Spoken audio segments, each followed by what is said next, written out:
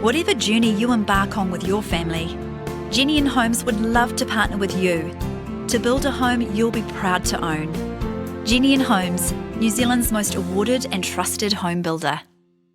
Lincoln University. The future belongs to the relevant. With industry-specific knowledge, hands-on experience, and world-leading research, Lincoln graduates are relevant today and ready for tomorrow. Lincoln University. Apply now.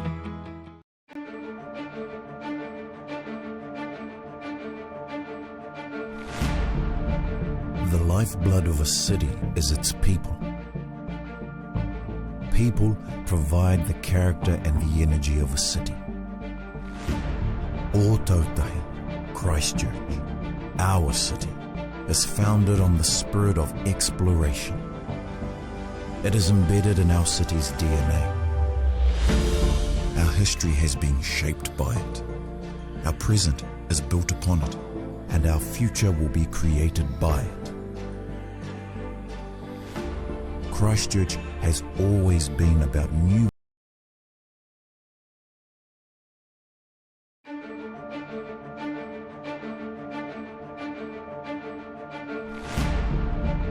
The lifeblood of a city is its people. People provide the character and the energy of a city. Ōtautahi, Christchurch, our city, is founded on the spirit of exploration. It is embedded in our city's DNA. Our history has been shaped by it. Our present is built upon it, and our future will be created by it. Christchurch has always been about new beginnings, explorers, innovators, and people doing things differently. Our people are explorers, challenging the status quo, exploring ideas with impact and shaping our future. Our city is creative, organic, and evolving. It is a place to grow, connect, and find balance. Explore our past, our present, and our future. Explore Ōtautahi, Christchurch. This Athletics New Zealand event is proudly brought to you by Jennian Homes.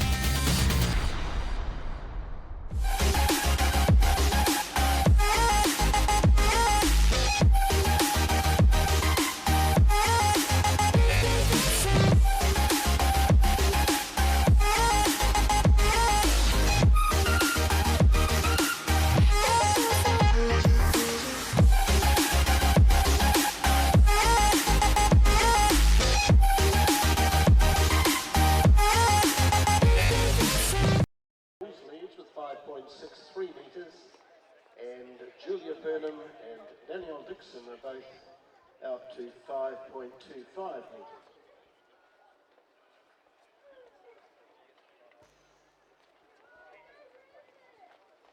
Kia ora and welcome, ladies and gentlemen, to the Jennian Homes New Zealand Track and Field Champs. It's great to have you with us. On screen we have the women's under-18 final of the long jump. And right now it is Gina Maples who is leading with a very solid 5.62. So as you can see, we've got a very good field. We're currently into round 3.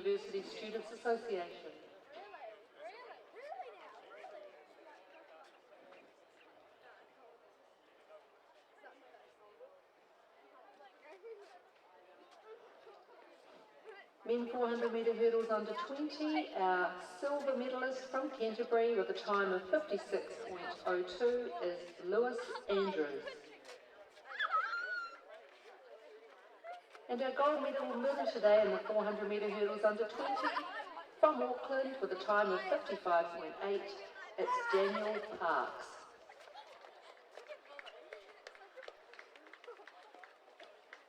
Congratulations again to our medalists in the men 400 metre hurdles under 20. And moving on to heat 2 of the senior men's 400 metres, we have Bailey Cotton from Tasman in lane 3. We have Josh Ledger from Wellington in lane 4. Joel Agnew from Canterbury in 5. All right, so we have a very exciting evening of athletics ahead. As you can see, the women's under 18 long jump is happening, but also we've got the heats of the senior men's 400 metres, and also we've just had the senior women's 400 heats as well. So we'll bring you up to date with the results, but this is heat number 2 of 2, and so I'll run you through the start list there.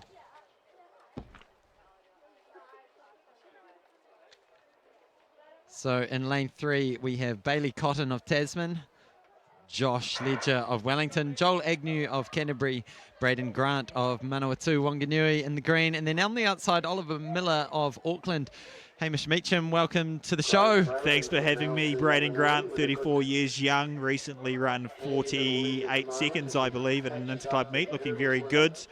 Taking up the stagger on Oliver Miller, well coached by Mel Thomas, who's was coach of Bevan Smith, the national record holder. So Braden and Grant, 34 years old, doing very well. Keep an eye on Josh Ledger.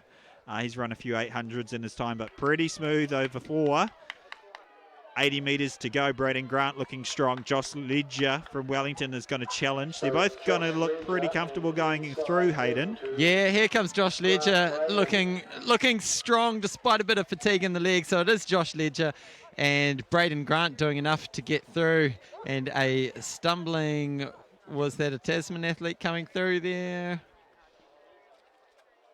I think that might have been our Canterbury athlete. Yeah, pretty good. Yes, Joel Agnew, sorry. Yep. So heat 2 of 2 of the prelims for the senior men's 400 metres. Done. Automatic qualifiers for Braden Grant and Josh Ledger of Wellington. We've got a busy evening ahead of us, mate. Oh, you're talking about the feedback.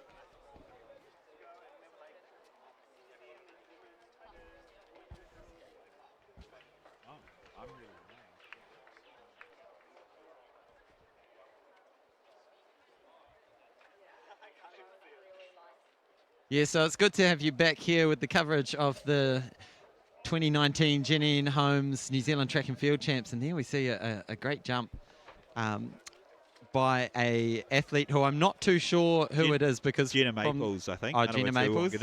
That's a pure guess. I didn't look at the number. And this is Danielle. I forget her last name.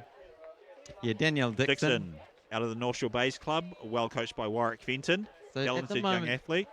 At the moment, she's sitting in equal second place. Clean with jump a there. 5:25. So that must mean we are into round 4.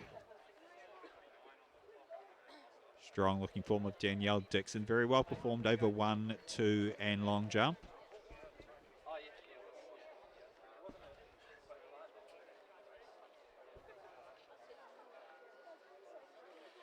So we've got Donna Gumley of Canterbury now on the runway. Officials making their final preparations for the pit. Well, given that we are still in order of start list, we must be still in round 3. I might be getting ahead of myself. Yeah, no, that's pretty good logic there, Hayden. Though I can't fault you on that. Donna Gumley coming up. Little stutter, but a nice flight out towards 5 metres. Looks in the 470 sort of range. Pretty good jumping.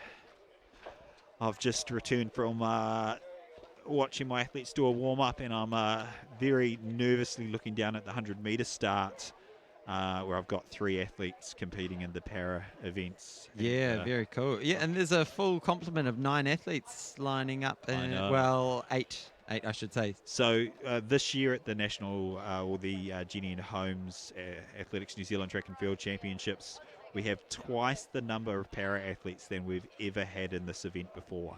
So the previous high is 18 athletes from 2016. We have 36 para athletes. That's phenomenal. It is. Yeah. It is actually phenomenal. We've got a great para program led by Raylene Bates and John Eden with the help of our high performance director, Scott Goodman. They've done a fantastic job, and of course the para feds all around the country helping to bring those athletes through. So here's 3, Brilliant 2, stuff. 4, Emma Leader, a great all-around athlete from the Manawatu Wanganui. We're going to see Emma form part of a very capable 4x100 team later in this championship. Manawatu Wanganui, I talk about them all the time. I can sound quite biased, but they actually, You've spent a bit of time in the region, haven't you? they do a really good job of developing their athletes. And as have I. I grew up in Palmerston North. Yeah, well, all of the best have spent time in the Manawatu, Hayden, so I'm not surprised. And so, as you can see, we've got the javelin finals here. New World proud sponsor, and we are really lucky to have some great sponsors on board. So thanks, New World, for helping make this happen. Yeah, and thanks Gary Cockram, Hyundai, and Isuzu for sponsoring the senior men's and senior women's 400-metre events. We appreciate all of the support of our sponsors. Without your assistance, these events couldn't happen. Emma Leader, patiently waiting on the runway. And so the next event on the track is the women's 100-metre para final, which features several world-class para athletes. Danielle Atkinson and Anna Grimaldi, both currently ranked in the top 3 in their classifications in the world. Then younger athletes like Anna Stephen, Libby Lekas, and Alyssa Baxter doing very well. Watch out for Montana Brown as well, a wheelchair athlete, the first wheelchair track athlete to compete in this event for a number of years. Good flight there by Emma Leader. You're getting out towards that 5-metre mark. Now, question for you, Hamish. Yes. We have obviously the 100-metre para final coming up for the women. We've got 7 athletes lining up, confirmation of that. Yes. But a big variety in their seeding times. Now, obviously, the medals have to go to 3 of those. Yeah. How do we work that out? Yeah, so it's not first across the line. We run a mixed competition, and the medals are decided on percentage of world record. So let's say you equaled the world record, you would get 100%. And so whoever finishes closest, or in fact it might be ahead of their world record, that's how we'll judge the medals. I probably haven't explained it particularly well, but that makes sense. Yeah. So it's how close you are to the senior world record in your classification. And these competitions are mixed, but we've got a lot of young athletes as well. So I believe this is the first year that we're breaking it up and giving under 20 and under 18 medals for the paras, because the field's big enough to justify that now. Yeah. Quite good. Very cool. So on the runway we have Sam McKinder ready to go. So she's out of Manawatu Wanganui. Another one out of that great centre. Oh, and a great jump. Looks like she's close to, if not over, 5 metres. Yeah, so she just gets much better drive off the board, a much more noticeable separation here. And when I say separation, I mean that that leg that hits the board kind of stays on the board and really drives off. The other leg comes out in front. So it's a very good natural jumping talent there, Sam McKinder. Now we've got the Aucklander, Grace Pemberthy. Familiar athlete from North Shore Bays. And we're going to have to switch now, I think, and get coverage of this women's 100-metre para final. Here we go. So I will run through the start list. In lane 1, we have Danielle Atkinson, I should say, and then we have Alyssa Baxter wearing the Auckland singlet. Just inside of her is the familiar face of Anna Grimaldi from Otago. Then we've got Anna Stephen of Auckland, Montana Brown from Canterbury, Amy Dunn of Waikato Bay of Plenty, and Libby Lekas from Wellington. And full disclosure, I coach an athlete in this race. I'm going to leave the call to Hayden. Unsteady on the start. Slightly different rules for paras, so we're unlikely to see a disqualification. Now, to give you an expectation, we have Anna Grimaldi who's coming in with a seed time of 13.04, which is a lot faster than I can do. And then down to times in the 30-second range. So it really is a matter of competing against yourself and absolutely getting the most out of yourself and not getting too distracted by what's happening around you, Yep. but focusing on your own processes like any race, really. Absolutely correct.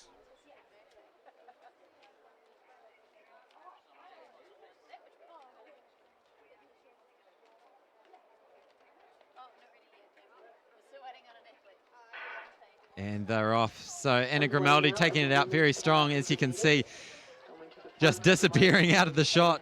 Very good leg speed. She's very quick over the ground. Yeah, she's an exceptional athlete, Anna Grimaldi, but equally behind her we've got a number of very well-achieved athletes, and I'm a happy coach because I do believe Alyssa Baxter just beat in a much more fancied rival, Libby Lucas. And here's Montana Brown, a really promising up-and-coming wheelchair racer, and that's Amy Dunn, better known as a throws exponent, but great to see her out competing in the sprints race. Absolutely. So fantastic running. We've got two real right there facing the camera, 6'3" and 6'7", two world-class para-athletes, and then some very promising juniors. Do keep an eye on the likes of Alyssa Baxter and Anna Stephen and Montana Brown. Absolutely fantastic up-and-coming athletes who we're very likely to see at future Paralympic Games. Yeah, yep. So do take note of these names, because we definitely will see them again. And with the wheelchair, obviously it's a lot harder to get those things moving. Yeah, they're often, it can take a while to build up to full speed, but then a wheelchair athlete, once you're up to full speed, is much faster than an able-bodied athlete. A 5,000, it's not uncommon to see 5,000 metre races in 10 minutes, for example, so much faster than the fastest elite men can go, but obviously the power required to get off the line is quite substantial. Montana Brown, one to really watch out for in the future. We think we've got big graps on Montana. We think she's going to do very well. Cool. As we're getting ready now for the men's 100 para final. I remember being there at the London Paralympics, watching the 5,000 metre wheelchair race, and it was absolutely thrilling with the British guy coming through. And it's like a race car or a cycling race in the velodrome. There's that drafting aspect. And actually their training is more akin to that of, let's say, a cyclist or maybe even a canoe paddler than it is a runner. You would never take the training of a 5,000 metre runner and give that to a wheelchair athlete. It's quite a different event using those upper body muscles. So let's go through the field here, Hayden, in this men's para 100 metre final. Right, so in lane one we'll have Keegan Pitcher out of Auckland. Then we've got Keelan Ward of Wellington, Mitch Joint from Auckland, Jacob Phillips from Waikato Bay of Plenty. Lane 6 we've got Alexander McIntyre of Canterbury.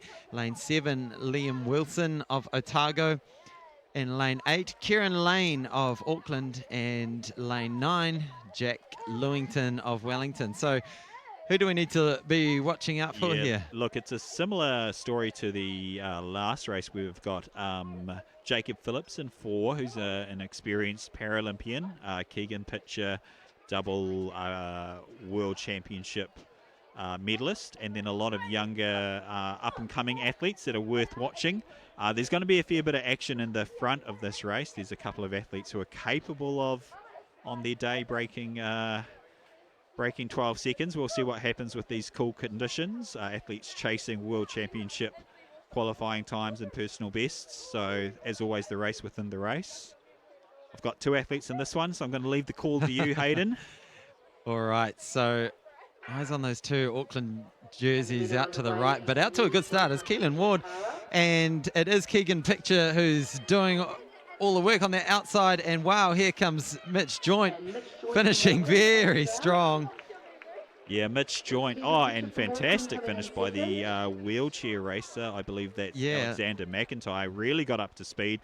Mitchell Joint, the single leg amputee, not the best with his acceleration, obviously missing leg, but once he gets up to speed, he's got a very good top end speed. So I know I'm going to be enthusiastically waiting to see what those results are. A lot of these athletes hoping to qualify for New Zealand teams later in the year. We've got the Oceania Champs in June that are in Townsville, I believe. Yep.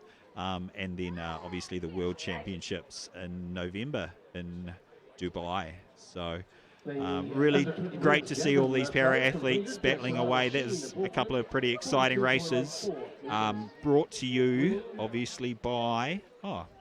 stroke, I can't find it on the... Brought to you again by Gary Cockram, Hyundai and Isuzu. We thank you very much for your support. We're heading now into the final of the women's under 20 100 metres. Do you want to run us through the field, Hayden? Yeah, now is it the under 20 or are we on the under 18 at the moment? We'll be on the under 18 because I'm looking at the wrong sheet. All right, so this is an exciting lineup. We've got 8 starters here, as you'd expect for a final. And shall we run through the start list? You do one and I'll do one. Let's mix it up. All right, so on the inside lane, we'll have Sophie Gill of Canterbury. In lane 3, Amy Alderton of Northland. Then wearing the green of Manawatu Wanganui, Gina Maples. Right in the middle of the track, we've got Brianna Irving from Hawke's Bay, Gisborne. Jade Kruger from Canterbury. Keep your eye on lane 7, Sophie Williams, Manawatu Wanganui. And Tapanisa Javier from Canterbury. In lane 8, Tapania, a very accomplished thrower.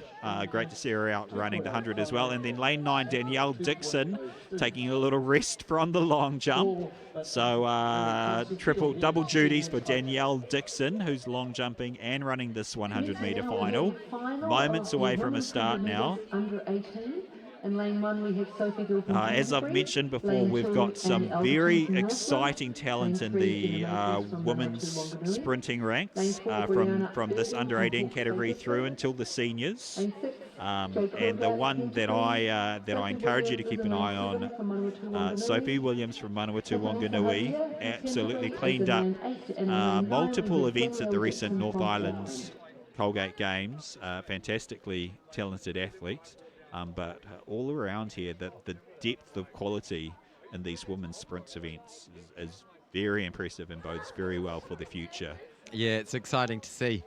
Very, very exciting, and a lot to come tonight as well. This is just the start of it. So we have all the finals for the 100 metres tonight, where we find out who's the fastest in the country, and that's the pretty cool measure. The 100 metres is that perfect distance to see exactly how much power and speed can they build up in that 100-metre distance. And I can tell you now, Hamish, I would be at about 50% speed by the time I get to the finish line. Yeah, look, sprinting, people think sprinting is a simple activity, left foot, right foot as fast as you can, but it's actually a very, it's quite complex to develop the ideal technique or technical model, if you will, to run as fast as you can. It's quite different from running slowly or at a moderate pace, which most of us are used to doing. When you're running fast, the mechanics are quite different. You need to get your knees up high and bring a lot of force straight down into the track, and that takes some very specific training and actually quite a different set of muscles than we're used to using for slower running. So you're dead right, Hayden. The average human being may look at this and go, oh yeah, I could do that. Think twice. It's harder than it looks, and these athletes train incredibly hard, and they've got some hard-working, very intelligent coaches helping them by and large. As the under 18 ladies head into their blocks, ready for the starters' instructions. So eyes on lane 7, Sophie Williams from Manawatu Wanganui. She's got the quickest seed time. She's only 15 years old, but the who's going to get second or third? It could be anyone. And to be honest, who could win it? It could be anyone. But it is Sophie Williams who's getting off very strong. Those arms are pumping. She's pulling away. Yep. And inside her, Gina Maples looks like she's going to get second. Wow, so it's Manawatu Wanganui, Sophie Williams. 1-2. Sophie Williams followed by Gina Maples and Brianna Irving, I believe, picking up third. 11.81. What the Hayden heck? Sherman, unofficial. 11.81. I was about to say, I ran out of time before the start. I was going to say, don't be surprised if Sophie Williams breaks 12 here. So look at these arms going for it. An extremely talented young athlete, and look at, so well coached by Alec McNabb out of Wanganui. He's coached more New Zealand champions than I've had hot dinners. He is an exceptional handler of athletes, and he's got a really good one on his hands here. Sophie Williams, because Jenna Maples is no slouch. Any other year, Jenna Maples is going to win this title. Sophie Williams is a once-in-a-generation talent. We're going to see her in the 200. Potentially, is she doing the long jump here? Jenna Maples is currently competing in the long jump, which is happening right now. So we haven't got an update recently on that. Yeah. But she was at last check in the lead. Yeah. So Sophie Williams has chosen not to do the long jump because it clashes with this 100 final, and it turns out to be a good call because 11.18 is some impressive stuff. Results to hand for the women's para 100. So we need to go with percentage of world records, and that does not look like it's being calculated correctly. So what I'll do is I'll read those times. Anna Grimaldi, 12.92, which I believe is a season's best, if not a personal best, from Anna Grimaldi. Daniela Atkinson, 14.44, which is a World Championship qualifying performance. Wow, nice. Anna Stephen, 14.63. I'm going to pull out, if you'll carry the commentary for a little bit, Hayden, I'm going to pull out my World Championship qualifying Yes, you dig into this because you've got some coaching duties to attend to as well.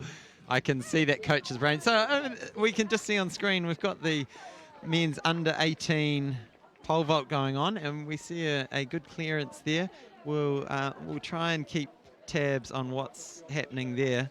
There is a hang of a lot happening tonight, so it's going to be difficult to give you accurate and up-to-date information on everything. So I'm just it certainly will be. We appreciate you guys tuning in to the Jennian Holmes Athletics New Zealand Track and Field Nationals, and we appreciate your patience as we bumble through this commentary. We don't always have all of the information we need at hand. We will try and get better as the competition continues. But we certainly do appreciate you tuning in. It's going to be a fantastic evening tonight. The weather has warmed. The rain has left. It's nice and dry and relatively still. So it's going to be a fantastic evening of shot put, high jump, sprinting and distance running. Ladies and gentlemen, there's a big crowd assembling at this end of the ground. I wonder why, because one of the world's best shot putters is about to show his class. The smooth voice of Murray McKinnon informing us that the shot put is starting soon. So I'm going to go and have a bit of a hunt for Dame Valerie Adams and see if she's good on her promise to pick up and take over my role in the commentary. Thanks, Hamish. And while you're on the hunt, do you want to hunt us out some complete start lists for the field events? It seems to be we're lacking some pole vault starts, so that would be a big help. So we can keep all the listeners informed. So if you have just tuned in, you've tuned in at exactly the right time because tonight is packed full of action. You are watching the New Zealand Track and Field Champs, the 2019 edition, and this is the 120th running of the event. The first one was held in the summer of 1887/88, which is phenomenal. All right, so here we go. We've got a start list for the men's under 18 pole vault. So I will rattle through who we've got lined up. Before you do that, very exceptional performances from those fantastic para-athletes, talented young field there. Brilliant. I'm going to go hunt out Dame Valerie. I'll leave you to it for a bit, Hayden. Thank you for having us, folks. Thank you very much, Hamish. And exciting stuff from our para-athletes, and I'm sure in the men's 100 metres there'll be some more exciting times there to talk about as well. So over on the pole vault, we have the men's under 18 competition, and we've got 4 entrants in that competition. So on screen there, it's one of our Canterbury athletes, and funnily enough, they're all from Canterbury. There's no number, so I can't actually tell you who he is. But lining up in that competition, we have Joshua Bull, Charlie Cameron Hewitt, and Vincent Chen, all from Canterbury. Okay, back to the women's long jump.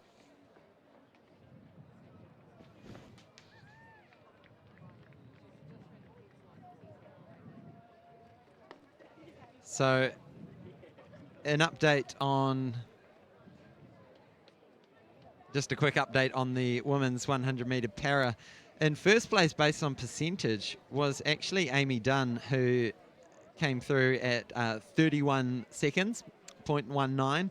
So phenomenal run there. And then in second place was Danielle Atkinson in 14.44. And third place was Anna Grimaldi. So based on percentage of world record. So well done, Amy Dunn, for taking out that prize. Now, you may have seen this girl recently in the 100 metres. Jenna Maples is back in the long jump. Just finished the 100 metre race, and here she is again. And good, strong jump, jumping out to high fives. She's got a best in this competition, we believe, of 5.62.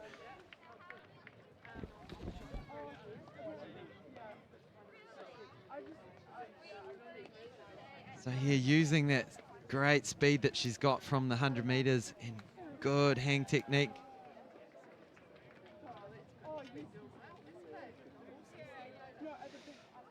Also, we have a high jump competition going on. So there are a million things happening at the track today. Right now, let me get a start list for you. So this is the senior men's high jump. We're going to find out who can jump the highest in the country. And on the start list, we have Marcus Walton of Canterbury, William Crayford of Wellington, who's a 209 jumper, Hamish Kerr of Canterbury. He's coming in with a seed of 225, and he's definitely going to be the man to watch as the competition progresses. We've got Josh Inger of Auckland and Max Atwell of Canterbury, both 2 metre plus jumpers. And so on screen right now is Josh Inger. He's just 18 years old, stepping up to compete against the seniors, and he's coming in with a seed time of 2:05.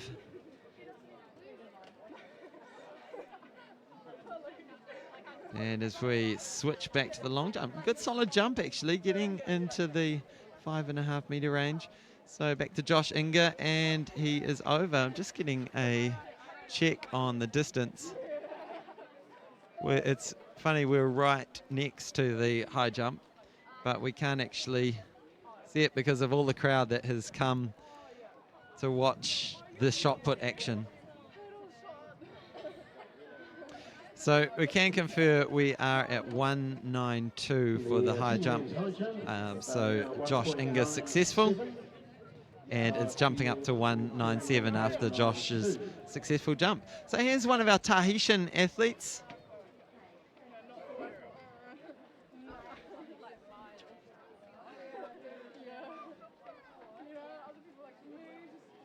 So Manon Salu from Tahiti. Shortly we'll be underway with the final of the men's 100 metre run under 18. In lane 2, Dimitri Maori is an international runner. In lane 3 we have Caleb Bone from Canterbury. Lane 4, Jordan Stewart from Wellington. Lane 5, Jacob Stockwell from Taranaki. Lane 6, So that's a good PB for Manan Solo. Lane 7, Tyrone Hilton, Waikato Blade 20. Damon Shute is in lane 8 from Auckland. And in lane 9 we have Jack Rogers from Canterbury. So Sam McKinder out of Manawatu, Wanganui, approaching the board. And out around that 5 metre mark, that's probably not going to improve on her best. So just as a summary for the men's para-athletics 100 metre final. Of course, we had a whole bunch of different categories in that event, and in first place, based on percentage of world record, was Jacob Phillips out of Waikato Bay of Plenty. In second was Liam Wilson, and in third we had Mitch Joint from Auckland.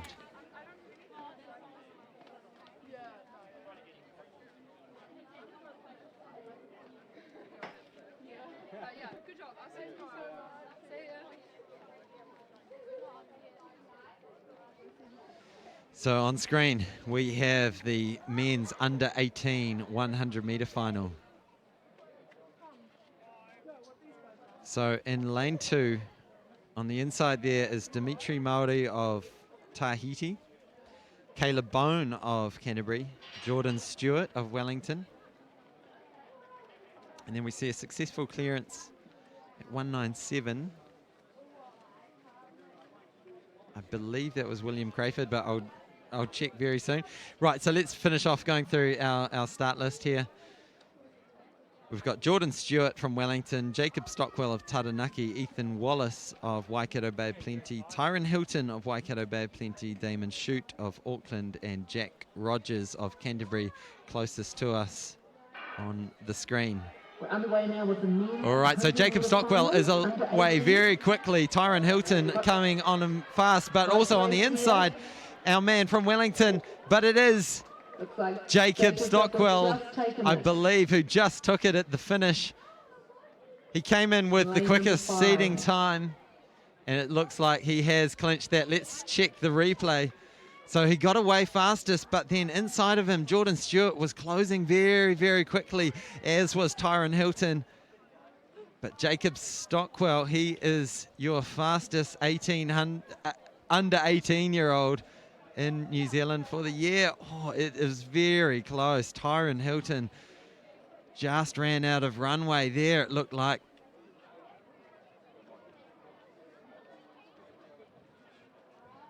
As we jump back to the long jump, so much happening here at the New Zealand Track and Field Champs.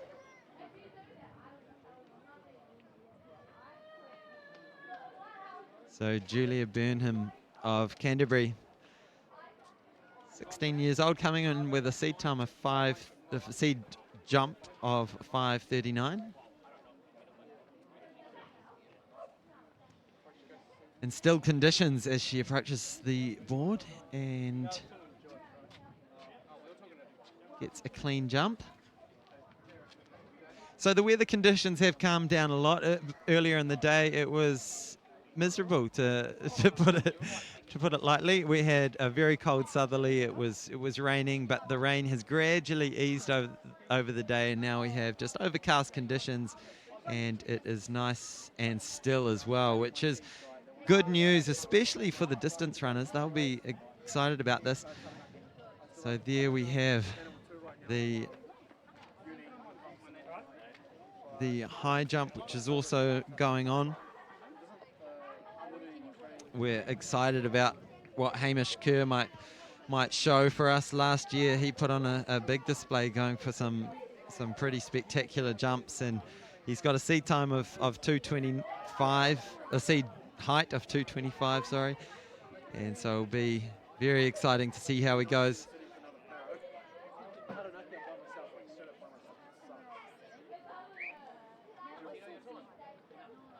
So a lot of people coming down to catch the action tonight. See the stars in action: Tom Walsh, Jack O'Gill, Zoe Hobbs.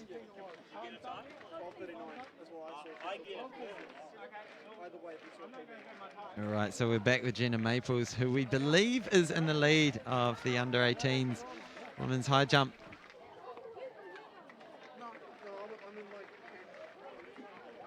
And talk us through that technique there, Hamish. She's certainly making the most of that hang time in the air. Yeah, well, for athletes like Jenna, who get a good amount of power off the jump, they get a bit more time in the air. So rather than running in at 100% speed and then jumping flat, she runs in a controlled run up and gets a good amount of height on her jump, and that gives her a bit more time in the air. She's very much used to controlling her movement in the air. She's become very good at that, and so that what you see, that big lean back, she's kind of given herself enough time to think about that movement and develop some good movement patterns in the air. I've explained that terribly. It's been a long day.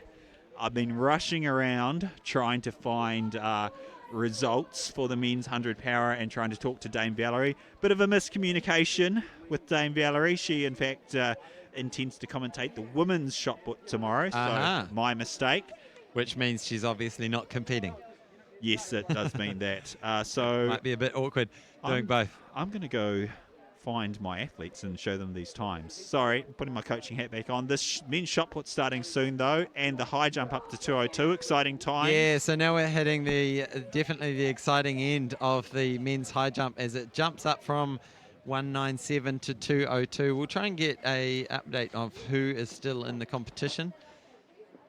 Try and keep tabs on it, but there is a lot to keep tabs on, so we're doing our best to keep up with the action. It's thick and fast here.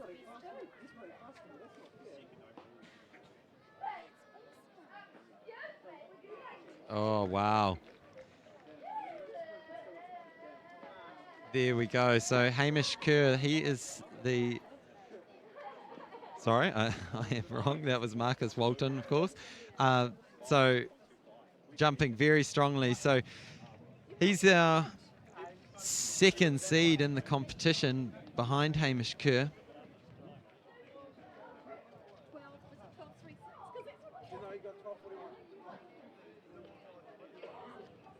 So getting the red flag, mark in the plasticine, proof for all to see. William Crayford now. Experienced jumper out of Wellington. And he goes clear at 2:02. So confirmation on the men's under 18 100 metres. And our winner was Jacob Stockwell in 11 flat, 11:00. And then Tyrone Hilton was very close behind him, 11:02. And completing the medals, Jordan Stewart in 11:12, 11:12. So very close action. As we jump back to the long jump.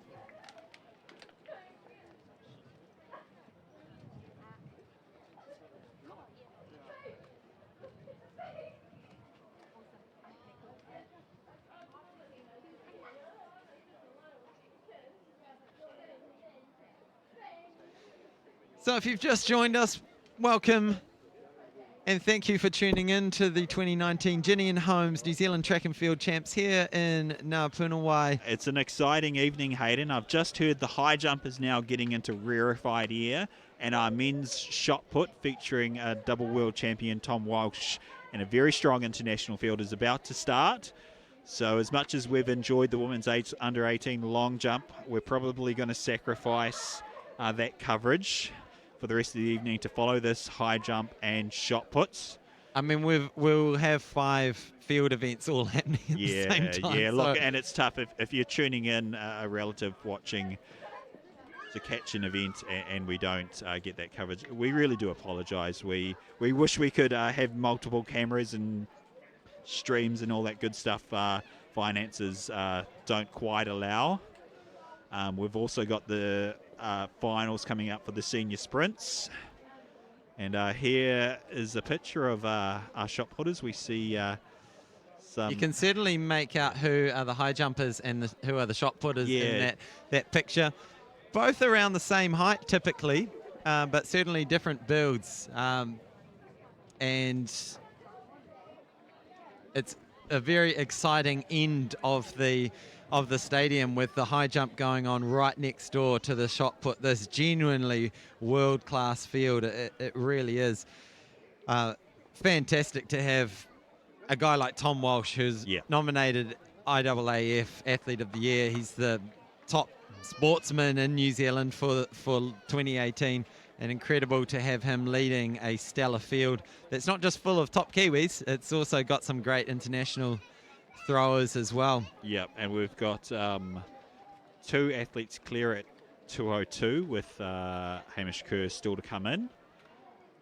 So there's the Auckland athlete who's pulls out of that one. That is 163 Josh Inga from Rangitoto College. So Billy Crawford, clear. Marcus Walton, clear. Hamish Kerr still to come in. Josh Inga seeing if he can go clear at 2:02. Max Atwell, I believe, out of the competition at this stage. Yes, he is, because here's Inga. Another attempt at 202. Can he remain in the competition, remain in medal contention? The young Aucklander. He's only 18 years of age. Talented youngster. Well coached by Rob Melinda. Unlucky at 202. Gets the red flag. And by the look of disappointment there, I think that is his last attempt. And we've got the big shot putters just warming up. We're not going to miss any of the action there. Now, we must be coming to a close with this women's long jump under 18. Jenna Maples. Because Jenna Maples, who we believe is in the lead, coming through using that great speed that she's got. And great flight. Sliding into the sand. Oh, my gosh. She is a talented jumper. It's not unusual to see that compact body type do very well in the jumping. It's just a ball of power, Hayden. Absolutely. She's just a little yes, pocket of like pure a cannonball just fibers. shot out of the runway. Incredible. Yeah, she's very exciting to watch. I'm interested to see what's happening with the high jump bar as the shot putters warm up. Let's have a look at the sign as they swing around the long jump for Jenna. At 206 now in the high jump. 206. 206.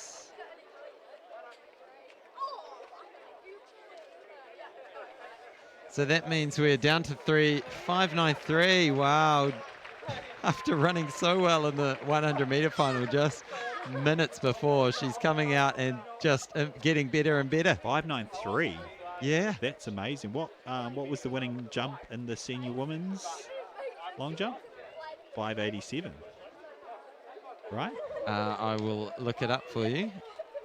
It was 5:86. Good memory. Yeah. So Kayla Goodwin took that one out. So Jenna Maples, the junior, has got the furthest jump nationally today. Wow. So even though she's competing in this under 18 long jump final, if she had produced this a couple of hours earlier, she would be our senior national champion. So that speaks to the talent of Jenna Maples from Manawatu Wanganui, an absolutely exceptional athlete.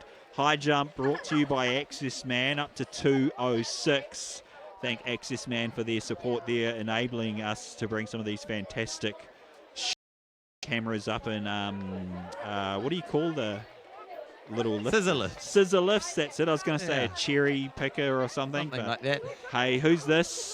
This is 568. I've already made Walton. the mistake of calling him Hamish Kerr, so he's definitely Marcus Walton.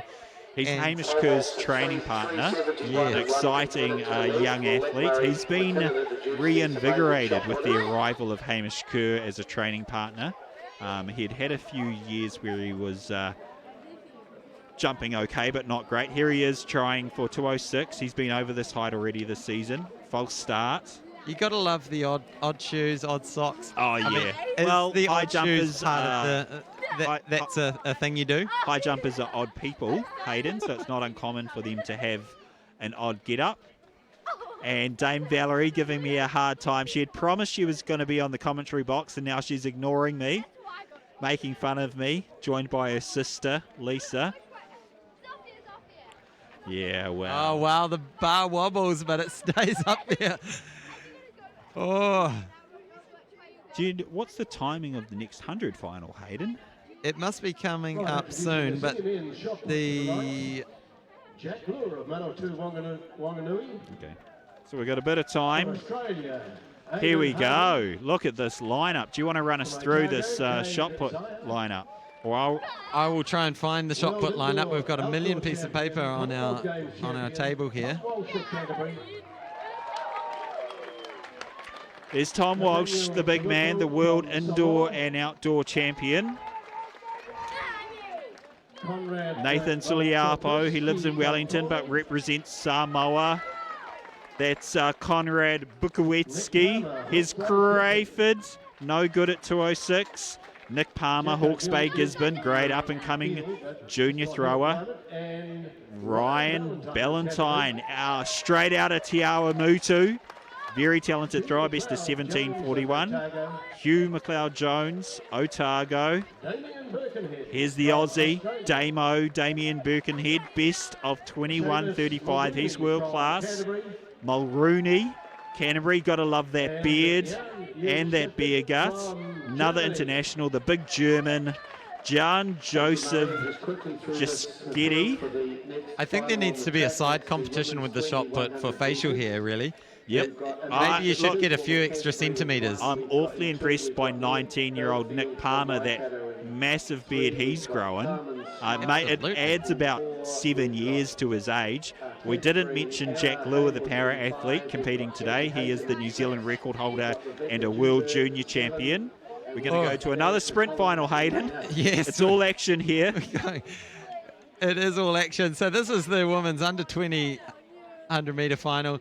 Brought to you by Gary Cockram Hyundai Isuzu. Thanks for your assistance, guys. So number 450 on the inside there is Anushka Chiswell of Canterbury. Then we've got Leah Belfield of Waikato Bay of Plenty, Cameron Smart of Tasman, Anna Haywood of Canterbury, Gabby Hayton of Auckland, Rebecca Joubert of Canterbury, and Danica Collins of Southland. Who are we looking out for here? Look, it's got to be a proud moment for Te Awamutu because they've got a shot put finalist, Ryan Ballantyne, and then in lane 2 here they've got Leah Belfield, well coached by Murray Green. She's a fantastic athlete. Technically watch for the action in the middle of the track. Anna Haywood, she ran 12.26 in the prelims. Expect this race to go under 12 seconds. Yeah, so eyes on 3 and 5 is where we expect the action to come from. But as we know, it can come from anywhere. This is the finals of the New Zealand Track and Field Champs. It's the place where dreams are made and hearts are broken. Correct. That's a great call, Hayden. And here we go. How they go. And they've been asked to stand up by the officials.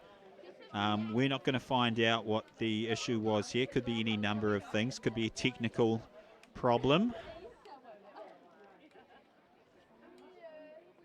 But yeah, there's a lot of anticipation in the crowd that's been building throughout the afternoon, and we are right next to the track, but we can't see the track because there's people in the way. Yeah, the crowd is really swollen. We've got a couple of 100 people watching. Dame Valerie's still giving us a hard time.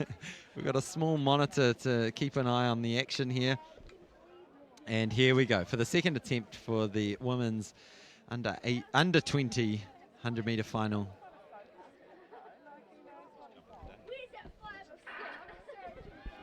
And away strongly is Leah Belford. Here she goes, pulling away. Leah Belfield. Te Awamutu represent. Leah Belfield absolutely dominating. Eyes on the clock. Ooh. Can we zoom in on that? 11.92 unofficially. USA college coaches, if you're watching, Leah Belfield is looking to get over to the States next year. She's a heck of an athlete. She's well worth recruiting. Well coached by Murray Green out of the Te Awamutu club.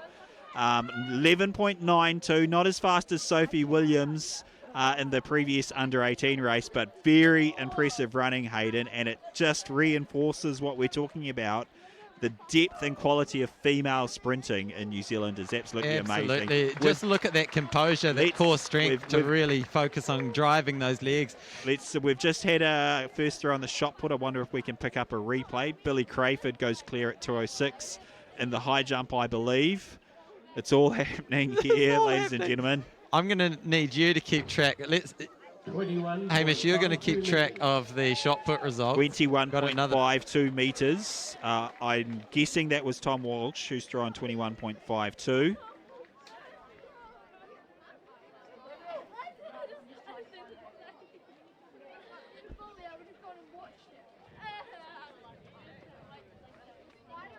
So we've got Suliapo now in the circle. Lower Hutt-based athlete, but does represent Samoa internationally. Using the rotational technique. Fairly subdued reaction from the crowd.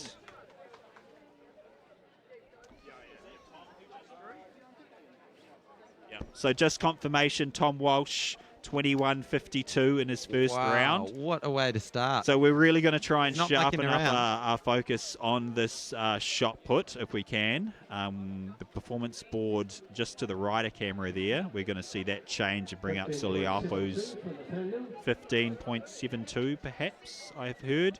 Here comes 15.72 confirmed, Suliapo.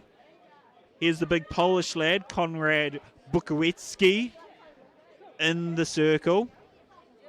2014 World Junior Champion. Can he get it out beyond 20 metres?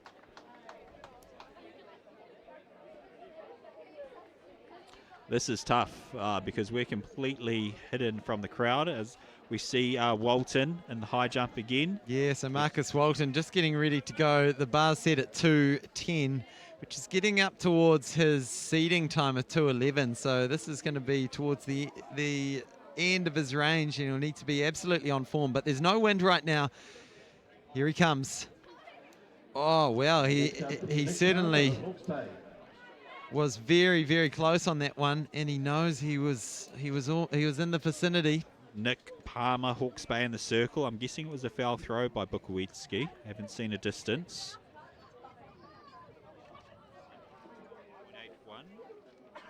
17.81 Bukowiecki. Jacko Gill nets in the circle. Confirmation, Leah Belfield, 11.96 for the win from Anna Haywood, 12.35. Canterbury in second. Anuska Chiswell, 12.8 in third. Here comes Jacko Gill, the prodigy. Back on form, back over 20.5 metres. Personal best of 21.01. Some of the strongest pair of arms in the country. He's one of the strongest men in the world, Jacko Gill. There's no doubt about that. He's an absolute beast and very fast. Oh, decent first throw. Crowd seems happy with that. Kirsten Hellier coached athlete, Jacko Gill. And also getting word, Jenna Maples cleared at 5.93, Hayden. Wow. In that women's long jump. So, very, very solid. Yeah. So we missed one of the jumps there. In fact, her best one, 5.93. So very impressive. And on the track, the finalists for the men's. Here comes Tiawa Mudu's favourite son, Ryan Ballantyne. Gill, Jacko Gill, 20.70 metres. Wow, big season best by Jacko Gill. Improves his season's best by 14 centimetres. Very promising first throw by Jacko Gill. Yeah, Jacko just keeps going from strength to strength. And I wonder if we can get a shot from side on so we can see the distance of those throws. Ryan Ballantyne looks like he's out around that 17-metre mark. A best of 17.41. There's Hamish Kerr. Yeah, it looks like he went clear at 2:10. Hamish Kerr clear at 2:10. Yep. So there's, for the first time in the history of the Athletics New Zealand Championships, we have 3 athletes attempting 2:10 in the high jump. So absolutely fantastic performances.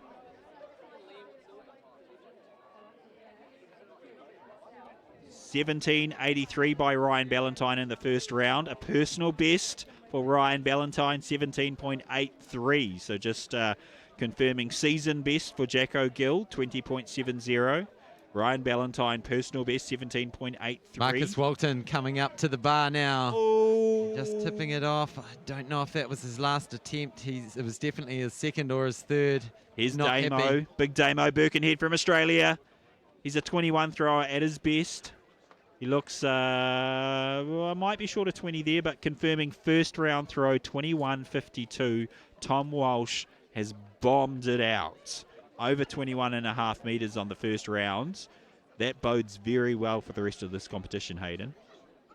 18.69 for Damien Birkenhead. 18.69 for Damien Birkenhead. Well below his best, I must say, but it's a start. Yeah, I mean, I get the feeling that both Tom and Jacko have really come here to play. They had a warm-up on Wednesday night at the Street Athletics. Billy Crayford, unlucky at 2:10, Billy Crayford. It looked like he had good height there, but just didn't have the carry over the bar. It looks to be Mulrooney from Canterbury, and we've got a 100-metre final on the track.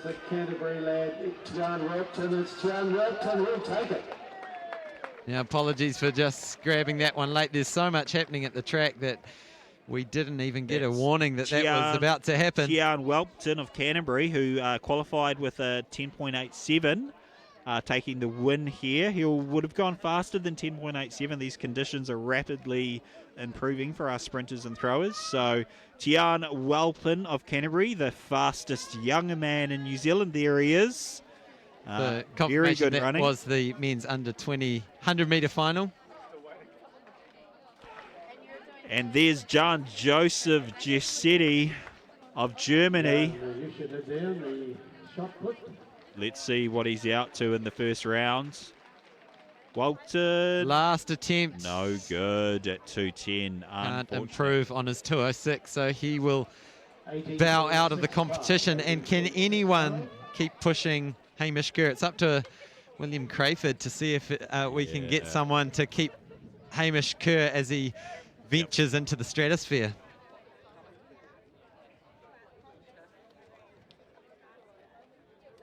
And confirmation 18.65 first throw by the German, John Joseph.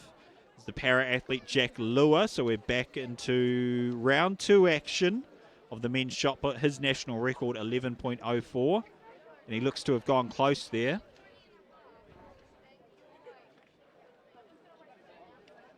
Just a quick update on the high jump. Billy Crayford now warming up for his final attempt at 2:10. Billy Crayford also reinvigorated by Hamish Kerr jumping to such fantastic heights. And Hayden, I'm going to leave you to it for a couple of seconds. I'm going to go tell my athletes they have to go home, get to bed and get some rest. I'll be back shortly. Good stuff, Hamish. Keep your coach's duties going.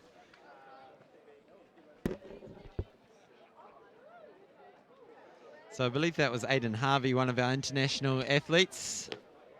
He's got a seed distance here of 1936.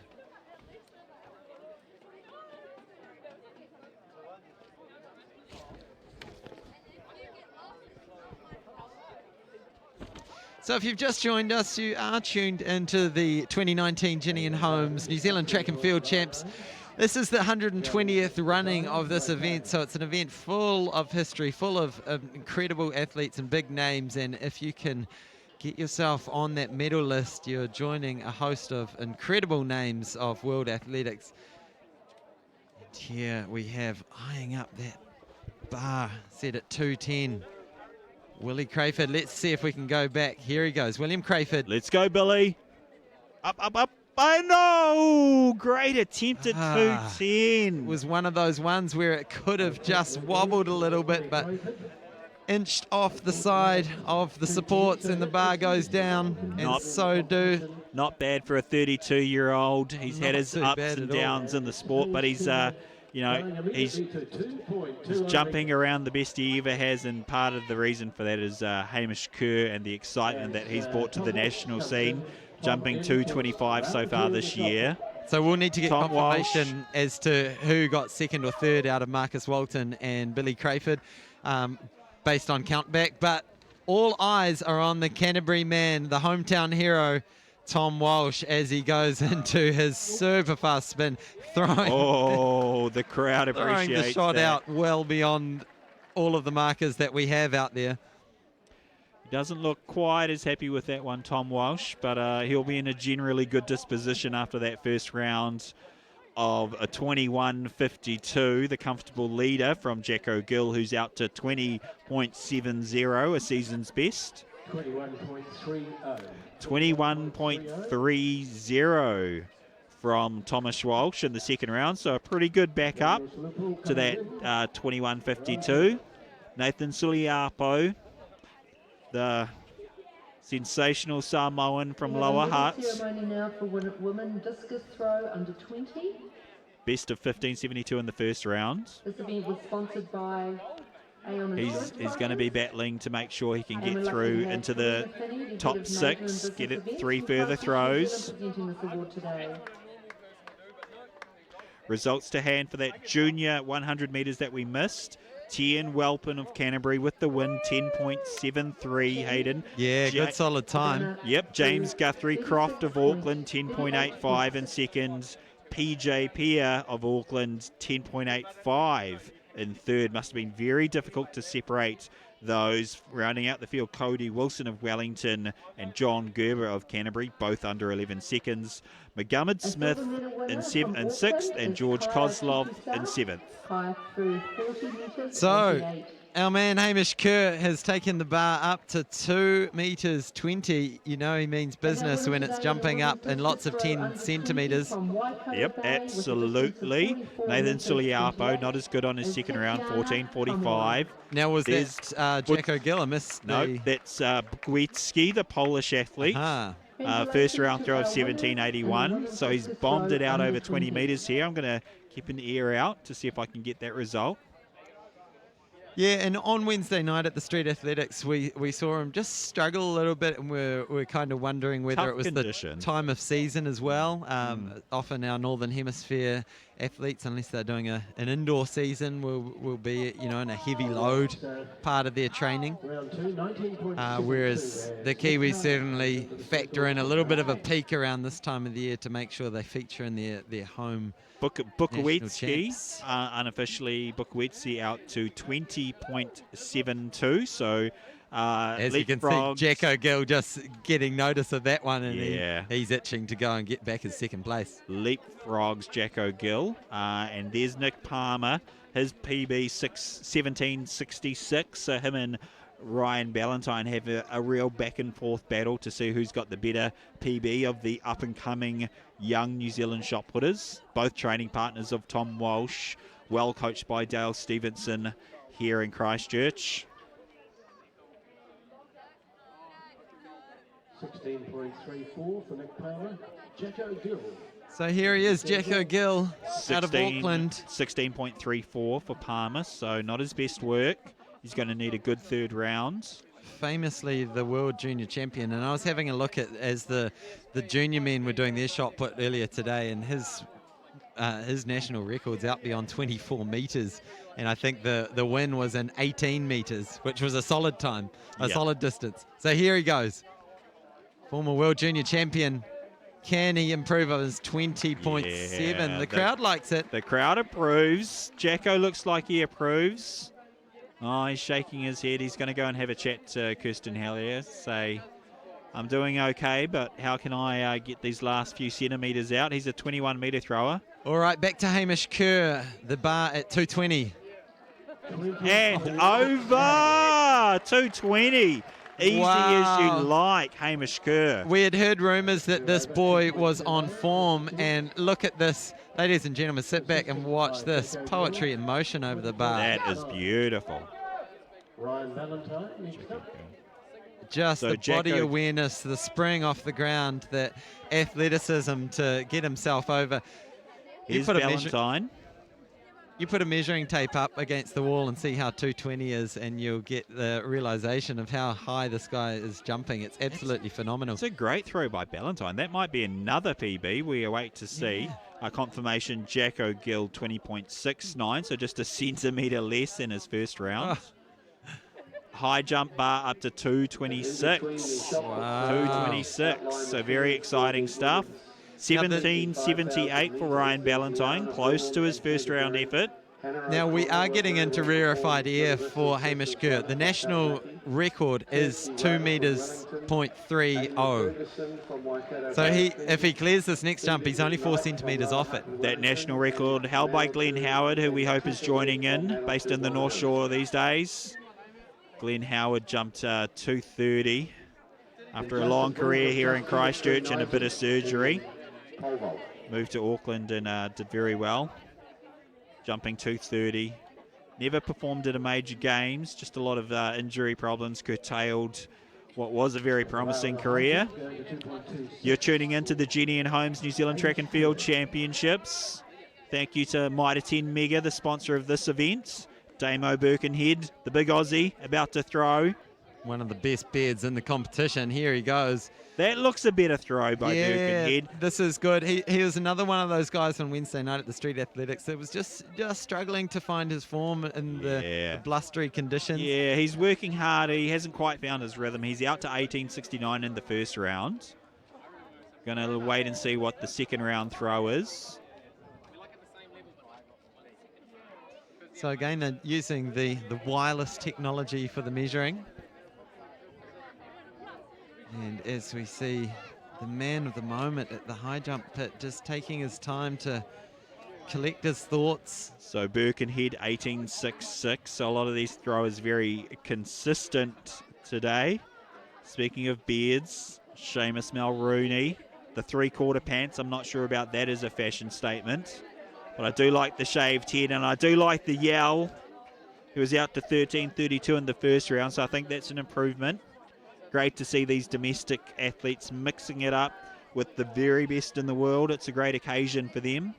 I know I was lucky enough in my running career, Hayden, to run against Olympic champions and world record holders, and it's an absolute privilege and, you know, in many ways the highlight, much more of a highlight than any kind of personal achievements I could have had. Yeah. Mulrooney, 12.64 that time. Here comes the big German. Yeah, Jan Yoshida. Yoshida, you say it much better than I do, young Joseph Yoshida.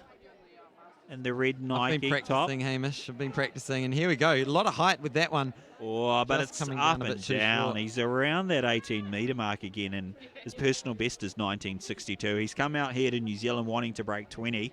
So here's Hamish Kurt. Kurt, he's got the bar set at 226, which would be a PB by 1 centimetre. So that's the reasoning there. And then no doubt if he can manage this one, he would be wanting to look at that 231, I imagine. But Here we go. First attempt at 226, and he's just going to have a relook at that. Yeah. Just a warm-up. Okay. Here's Jack Lua, Two. F20 World Junior Champion. Solid technique, well coached by Richard Drabinski, out of the Wanganui region. Jack Lua lives in Fielding. He's the pride of Fielding High School. Big basketball fan. Big fan of the Manawatu Jets, New Zealand's best NBL basketball team. Here we go, Kerr, second attempt. Well, it is still his first attempt, isn't it? Oh, and that wasn't a bad attempt. He'll rue that because he's got the legs. He's got the legs. And we're away with the women's 5,000 metres. So we're going to do our very best to cover this. So let me go through the start list. Kimby Sanders of Hamilton City Hawks, Liliana Braun of Canterbury, Hannah O'Connor of Taranaki, Kirsty Ray of Wellington, Amy Ferguson of Waikato Bay of Plenty, Phoebe McKnight of Wellington, and Tessa Webb of Manawatu Wanganui. Now, I believe it is Phoebe McKnight who's coming in with the quickest seed time. She's got a very handy 16:28 to her name, closely followed by Hannah O'Connor from Taranaki. She's the other sub-17 performer as far as seed times are concerned. So that is the women's under 20 5,000 metre final as we jump back to the shot put. Jade Zare, he's out to 12.91 so far today. A bronze medal winner in this event comes from Canterbury with a throw of 42 metres. So this race, the women's under 20 5,000 metre championship, brought to you by Front Runner Canterbury. Fantastic supporter of athletics here in Christchurch, and run by one Mr. Sean Farrell, the Athletics New Zealand record holder over 400 metres and Commonwealth Games rep over 800. Here's Tom Walsh, so out to 21.52 already today. What can he do? In this event was Jessica Senior from Southland. Whoa, Walshy looks to be pretty good. Looks to be good. You can always tell, well, sometimes you can tell by the expression. Often they don't give a hang of a lot of weight. But we jump back to the 5,000 metres and Phoebe McKnight continues to do the work. There isn't a lot of wind, so I imagine this is going to play into the tactics a little bit. So we're at 2:14 now, so we're probably about, 700 metres into the race now. Hamish Kerr preparing for his second attempt. Yes, 2:26, which will be a personal best. The women's 25,000. And he needs this crowd behind him. Leading from the well-performed. This is a big moment in his career. Tom Walsh out could well be a big moment in New Zealand athletics history. Here we go. Second attempt. Oh. Unlucky. Well, this crowd would want nothing more than to see him get over that bar. So he's going to have Phoebe one more McKnight attempt. Continues to push the pace. So see if we can stay on them so we can catch a 1K split see how honest this pace is. What I'm pleased to see is Hannah O'Connor not leading. She's very well known as a front runner, and in fact her entire tactical repertoire revolves around leading from the front. So 3:16, 3:17. Pretty solid pace. Phoebe McKnight leading out really hard. Yeah, so 3:17, that's going to come through at around about 16:25 if they hold that pace. So here's Bukowiecki, the pole, 2014 World Junior Champion. Good looking throw. Not out to 40 metres, but it does roll out. Now that pace is smart from Phoebe McKnight. It's going to be around a personal best. But if she's trained for this moment, she'll know that, look, I can front run this and just burn the girls off behind me. Well, she's coming back from injury, and she's never. I can't recall her having ever beaten Hannah O'Connor over a longer distance. So, but it's brave. Hannah O'Connor may be in unfamiliar territory. Not leading a race. So just the fact that she's taken the lead and not letting Hannah O'Connor run from the front, just mixing it up a little bit. And now as we say that, Hannah just coming onto her shoulder saying, I'm here, keep that pace honest. Yep, don't forget mind about a fast me. Race. So just confirming the third round for Tom Walsh, 20.13, so a metre down from where he has been. Leading the competition, Tom Walsh, 20.51. Second place is Bukowiecki, 20.72. And third, Jacko Gill, 20.70. Phoebe McKnight and Hannah O'Connor looking very solid. So Phoebe McKnight and Hannah O'Connor are leading, and then behind them we also have Amy Ferguson of Waikato Bay Plenty, and Kirsty Ray and Liliana Braun. Footage of Jacko Gill, his third attempt. He's been out to 20.70.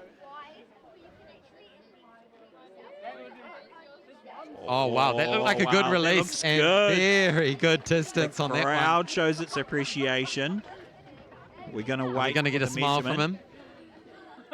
He wanted to make sure he got out of that circle right, I imagine. The lumbering giant, Jacko Gill. He's an extremely talented, powerful athlete.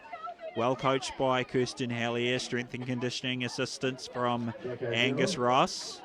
So Phoebe McKnight continues to push this pace. Hannah O'Connor just sitting on her shoulder.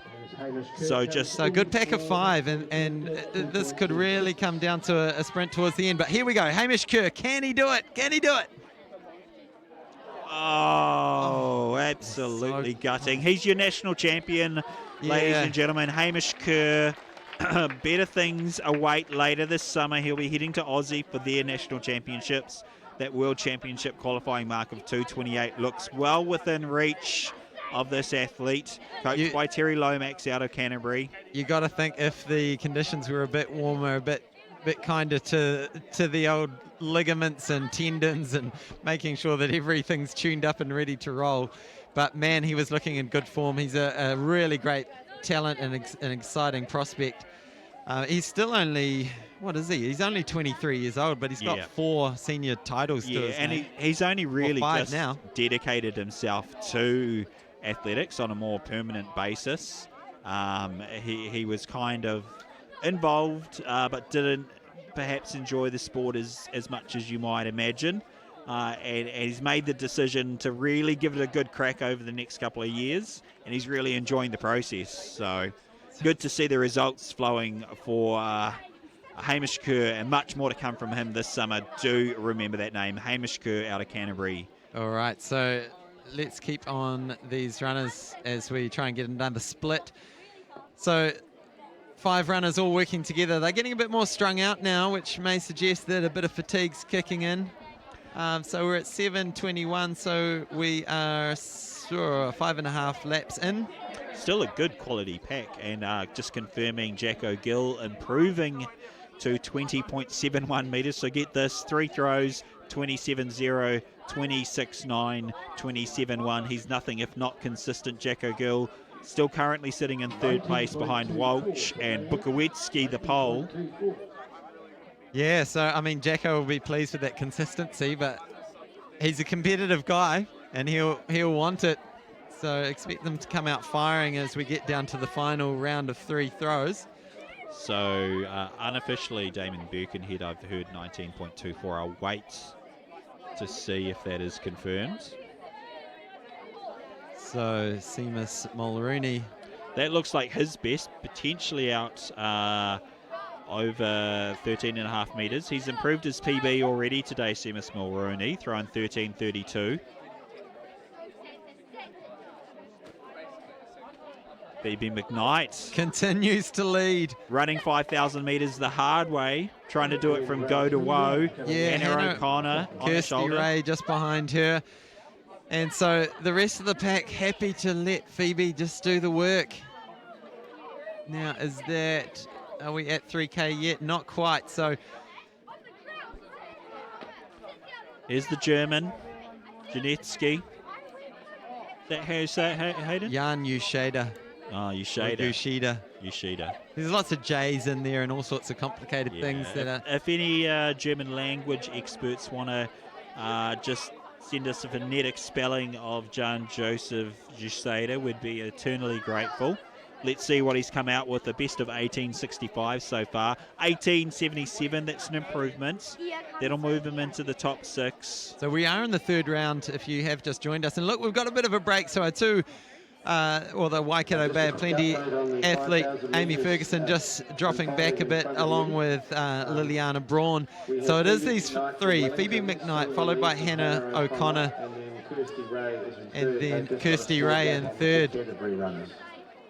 So they've gone through the 3K. No, they'll be coming through the 3K here. So let's try and get a split on this, because this last 2K will be very interesting to see how it unfolds, whether Hannah O'Connor makes a move at some time or whether she's fine to just sit and kick. Or what can Kirsty Ray do? Looking very comfortable in 3rd place. So 10.08 for the 3K. That's good running. It is good running. So it's slowed up a little from where we were. So we're not substantially. I mean, it's pretty impressive stuff. They're heading for a time of maybe about 16:15, something like that. Depends how the pace goes in the final 2K, I suppose. Yeah. So anyway, back to the action with the men's shot put, I'm sure. Tom Walsh won't be far away from... Oh, no, well, we've had 3, so they'll be reordering. So there'll be a slight delay, sorry, my apologies, as they reorder with the men's shot put. But just confirming, Tom Walsh leads with the best of 21.52 in the 1st round. Konrad Bukowiecki, the 2014 World Junior Champion, 2nd, 20.72. And 3rd place, only a centimetre behind, Jacko Gill of Auckland, 20.71. Those are the only athletes out over 20 metres so far. We do have 2 other athletes in the field who are capable of breaking 20 metres. So one who has and 2 who are very close. So we'll see how they go. But Hayden, this 5,000 metre race really looking exciting as we see the boys having a bit of a laugh. Having a bit of a bit of banter. Now, so it is still these 3. So not much has changed since the start, except that I'm noticing a little bit of fatigue. So usually one of the first things to go is a bit of cadence and what we call sitting in the bucket, just letting those hips drop a little bit. So if anything, maybe a bit of fatigue just showing through the legs of Phoebe McKnight. But we'll see. She's a tough performer. She's coming in with the fastest seed time of the 3. So Phoebe McKnight leads from Hannah O'Connor, and then it's Kirsty Ray just sitting in behind. So it's Wellington, Taranaki, Wellington at the moment. Yeah, fantastic running from these young ladies. 3 very talented young athletes. I know Hannah O'Connor is off to the University of... Oh, I can't remember. I should know this as well. Is it Toledo, or it's an interesting one. They've got a very good lead runner at the school and a very good coach, and it's an environment with lots of hills around the university, which was quite attractive to her. Here we see the medals for the men's para 100 metres. So 2nd and 3rd two athletes that I coach. This is Keegan Pitcher from Auckland, and they've clearly disobeyed my orders because I did go and tell them that they had to go home and get some rest and to not be bothered about the medal ceremony. But they've ignored me. I would as well. Yeah, it's good because it would have looked a bit silly with Jacob just getting up on top here. Jacob Phillips, the T36, wins by virtue of being closest to his world record. We've had a move here, so going to the front is Hannah O'Connor with Kirsty Ray just on her shoulder. Kirsty Ray looking strong. Phoebe McKnight isn't going to give up, but you're right, she does look like she's pushed it pretty hard. Yeah, be careful with that jump there, Keegan. You've got a 400 tomorrow, mate. Has gone round Phoebe McKnight, and Kirsty Ray's gone with her, and O'Connor and Ray are disputing the lead with 3 laps just under. And we'll see if Phoebe can make a bit of resurgence, because when people go past you with this much distance to go, you want to hang with them and just let yourself recover as you make the most of that little bit of wind resistance that they're giving you. So it is Hannah O'Connor, and sitting wide is Kirsty Ray. She's trying to get in on the pole, but Hannah is maintaining her place on the inside. Yeah, it's actually very aggressive racing, Hayden, and it's a pleasure to watch. Sometimes, look, without being stereotypical, sometimes the ladies tend to sit back and go, no, you go first. Oh, no, you go. Please take the lead. But these two are kind of going at it, and there's no punches pulled, no apologies made for some close, tight racing. In fact, Kirsty Ray's going to come in and possibly chop in front of Hannah O'Connor here. Here we go. Are they going to collect the bell here? I believe this is coming up to the last lap now. We're going to find out. No, 2 more laps to go. 2 laps to go. Kirsty Ray taking the lead from Hannah O'Connor. Hannah O'Connor's been the dominant junior in this age group for 4 or 5 years now. So it's really interesting to see Kirsty Ray, in fact, pulling away. She's got 2-3 metres on Hannah O'Connor with 700 to go. What do you reckon, absolutely. Hayden? Well, Hannah's had some injury issues over the last 6 months or so. But yeah, I mean, this is all about the Kirsty Ray show at the moment. She's really pulling away. I hope she knows that she's got 2 laps to go, because she's put in a big old surge, and you can see those heels are coming up very high, which shows that she is working. She's moved up to 4th gear. She's probably only got 1 gear left to go into. But as you can see back there, Hannah O'Connor, just a slower stride rate, just letting that bungee cord stretch out and letting Kirsty Ray go. Does she know that it's another lap, though? This looks like surely she does. No, having said that, she's picking it up even more. I mean, this is Kirsty Ray. Who's the coach of Kirsty Ray? Do you know? I'm not sure, to be honest. If anyone out there on Facebook land wants to send me a quick message, tell me who Kirsty Ray's coach is. We're going to see if she's... Yeah, she did know. Picking on. Last lap, and that was a very strong. She's looking very strong, Kirsty Ray. She's showing that she actually could have pushed away a little bit earlier. Not that you need to, but she's put 40 metres on Hannah O'Connor, who's been dominant on the New Zealand scene. Yeah, I mean, a lap and a half ago, those 3 girls were neck and neck, so it's just blown it apart. She's just kicked from 700 metres out and backed herself. Very impressive running by the Wellingtonian. She has a sneaky look behind. There's no need to look back. Trust those legs. And she's winding it up even again. She's working hard. She's beginning to pump the arms. Pretty good form, and she's looked really relaxed. She's run a cagey race, but a smart race, Kirsty Ray of Wellington. Let's hope the crowd is going to show her some appreciation in this last 100 metres, because she's done extremely well. And I tell you what, I hope we're also going to see her in the 1500, because the speed that she's showing here, to be able to run this fast for the last 700, it'd be great if we could have got a split on this last 1K, but she has absolutely pulled apart this field. And look at that, 16:44. So I'm making that maybe a 65-second last lap. It was very quick. And here comes Hannah O'Connor. She's run a wonderful race there as well. And after doing all the work early on, Phoebe McKnight is going to pick up a bronze medal. Fantastic running by these Ray, wow. These junior women 5,000 metre runners. Of course, this event proudly brought to you. And you put any of these 3 girls down on your local park run, and they're going to absolutely blitz any field. They're gonna, and we're not just talking winning the ladies competition, they're going to beat all of the men as well. They're very talented young ladies. And so here we go. 6th place, sneaking through to have 3 more shots after an impressive PB. It's Seamus Mulrooney of Canterbury. He'll be very pleased to have made this final. And it looks like he's gone out pretty close to 14 metres there, which would be another PB for Seamus Mulrooney. Let's see what the officials have to say. We're going to have the pleasure of concentrating exclusively for a minute on this Mitre 10 Mega men's shot put, as we should. Is it the under 25,000 next on the track, Hayden? I think we're going to jump straight to the women's senior 5,000 metres. So that's going to start at 5 to 7. So we've got a good 10 minutes to soak in this shot put action. We should be able to actually watch continuously this men's shot put for the next 10 or 15 minutes just to watch the completion. These guys deserve our attention. Here's Nick Palmer with the most impressive beard. Hawke's Bay Gisborne.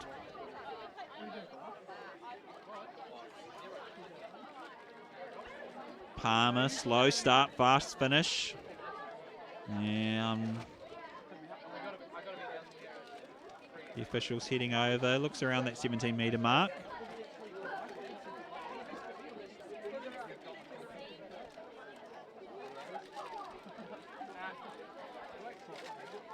Yeah, so behind us, you can't see it on screen, but we've got, it's probably at least 2 deep round our corner of the stand, and a lot of people trackside, a lot of people up on the embankment, 16, eating their burgers and chips and wraps. There's some good food trucks around the ground, so a lot of people really enjoying the night's entertainment. We've still got a lot more to come. 16.69 for Nick Palmer. Improves his best throw of the night. Currently sitting in 5th place. And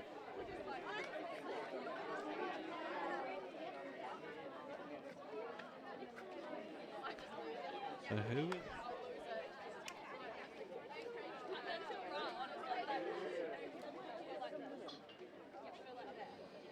Improvement there for Aidan Harvey, 16.92.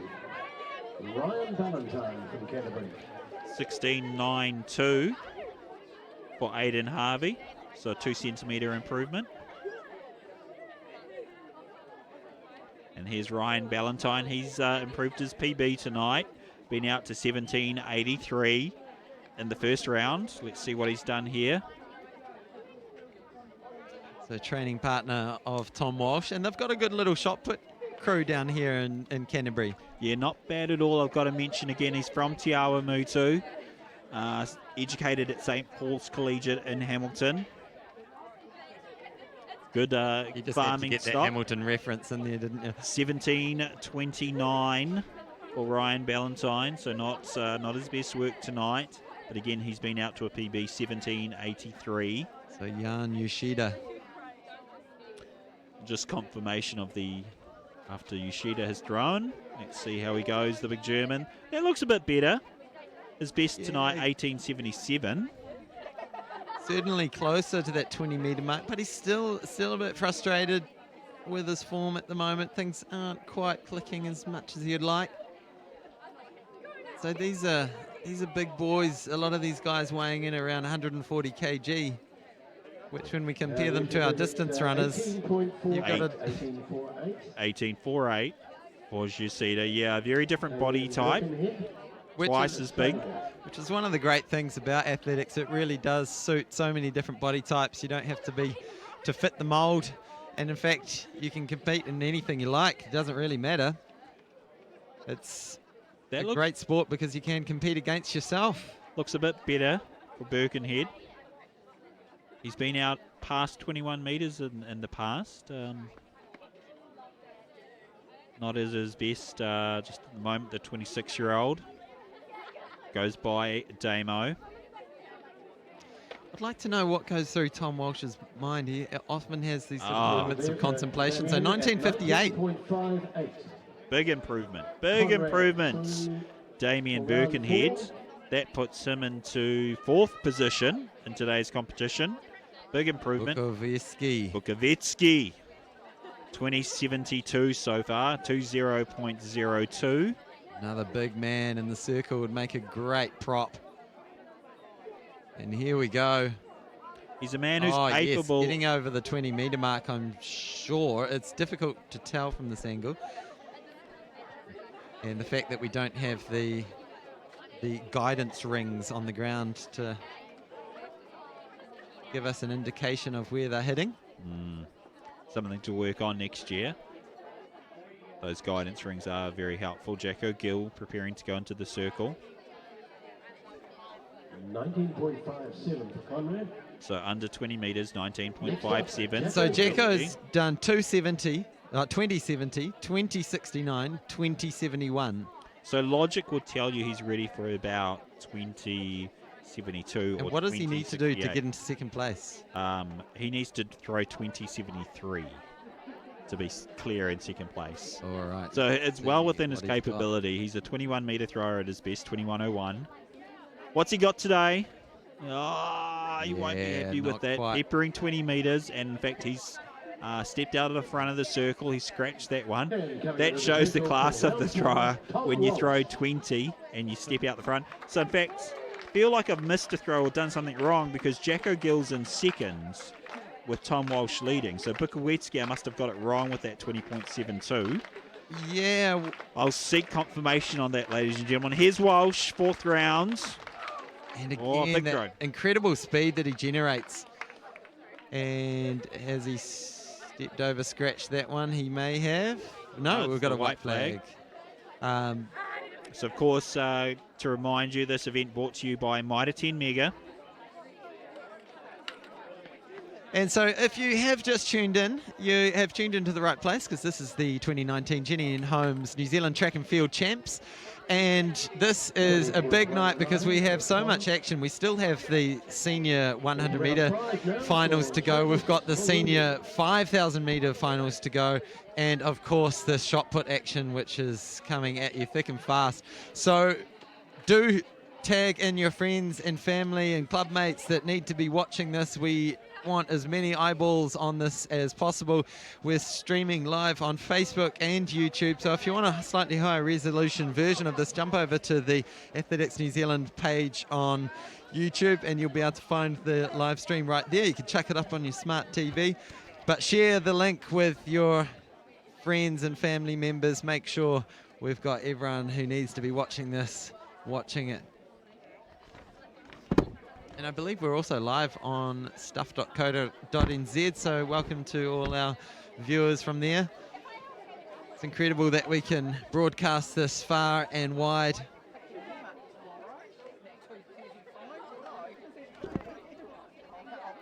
So Nick Palmer has got a best tonight of 16.69. Let's see if he can improve on that. Using the rotational technique. 5,000 meters. And well, that could be pushing up towards that 17 mark. Yeah, as I mentioned, Nick Palmer and Ryan Ballantyne, 19 and 20 years of age, pretty competitive with one another. It takes a few years to mature as a shot putter, get out to that 20-metre range. These guys doing the right type of work. Here's the senior women's 5,000 metres lining up. We will bring you coverage of this event. Due to start in a couple of minutes. However, the focus is going to remain on this men's shot put. Here's Aiden Harvey, best of 16.92 so far today.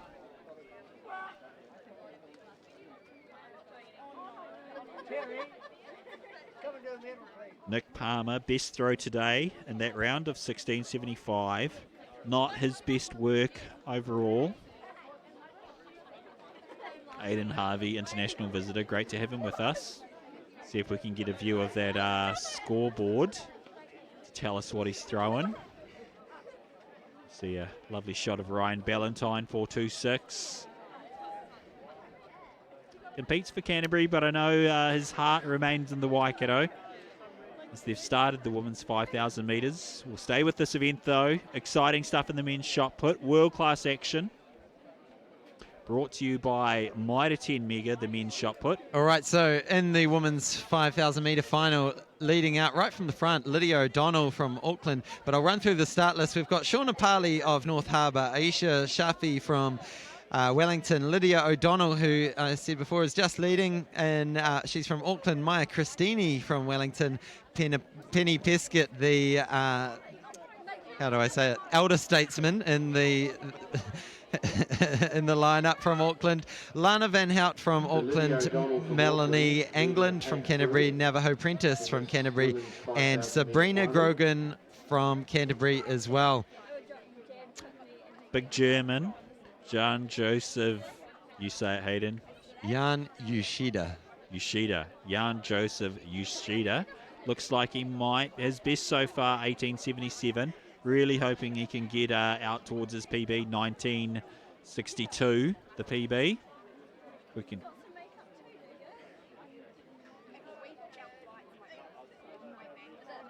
$18.86, so not his best work today, not his best work career long. Okay, now at the medals presentation area, Damo Birkenhead, better in the last round, 1958. Here's his fifth round. Good height, looking better. Damo Birkenhead, the big Aussie. All right, so we've got a little pack of three there. I believe they are the leaders. So Lydia O'Donnell looks to be just in the front there, and we will get the... Is that Navajo Prentice? Prentice? Yep. And I didn't catch the other singlet. It's a Taranaki athlete. Taking out the silver medal in this event. We don't have her. So it's a late entry that is Matt Baxter's partner, I believe. I don't know if you know her name. I don't. I should know this. Emily Ruffin is the guest. 1949 there for Damien Birkenhead. Great to see him back close to 20 metres. Here's Bukowiecki. Big man, big rotation. So Damien Birkenhead, 1949, not his best today. Here's the pole. Bukowiecki. Yeah, so someone feel free to Facebook me if I'm incorrect there, but I believe it's Emily Ruffin in thirds. Yeah, so Navajo Prentice just in front of her. And then it's Lydia O'Donnell, who's very experienced. She's got a PB of in the low 16s. Bukowiecki, 20.25. Yeah, jumping over 20 metres. And let's see Jacko Gill. He scratched that last throw. And hopefully we'll be able to also get a little split for our ladies as they come through. Currently sitting in second place, Jacko. Subdued reaction from the crowd. After a very promising start, Jacko Gill, he's struggled through rounds 3, 4 and 5. Also up there is Navajo Prentice. Lydia O'Donnell, she won't be afraid to take this race by the scruff of the neck. Experienced marathon runner. Got very close to actually qualifying for the 2016 Rio Olympic Games in the marathon. I think surprised a lot of people. 20.66 for Jacko Gill. Not bad at all. Yeah, he's been peppering that sort of 20.7 mark all night long. Every legal throw has been better than his season's best tonight. So what can he do in the last round? Here we go. The man of the moment, Tom Walsh. Well, that one's a long way clear of that 20-metre mark, and he puts the hand up. He likes that. Crowd smile at the camera. Crowd appreciates that. As we pull out the cake tin to see how far.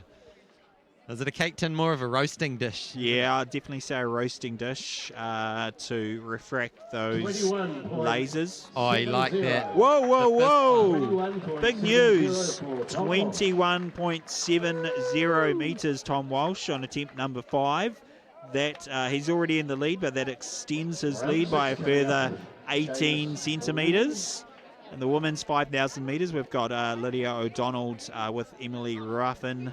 So Lydia, yeah, we've just lost the lead. Navajo Prentice. I think she's just slipped back a little bit. Navajo Prentice, a first-year senior. So great to see her out here mixing it up. Also great to see Aisha Shafi, who was an unfortunate accidental DNF, shall I say, in the National 10K Champs.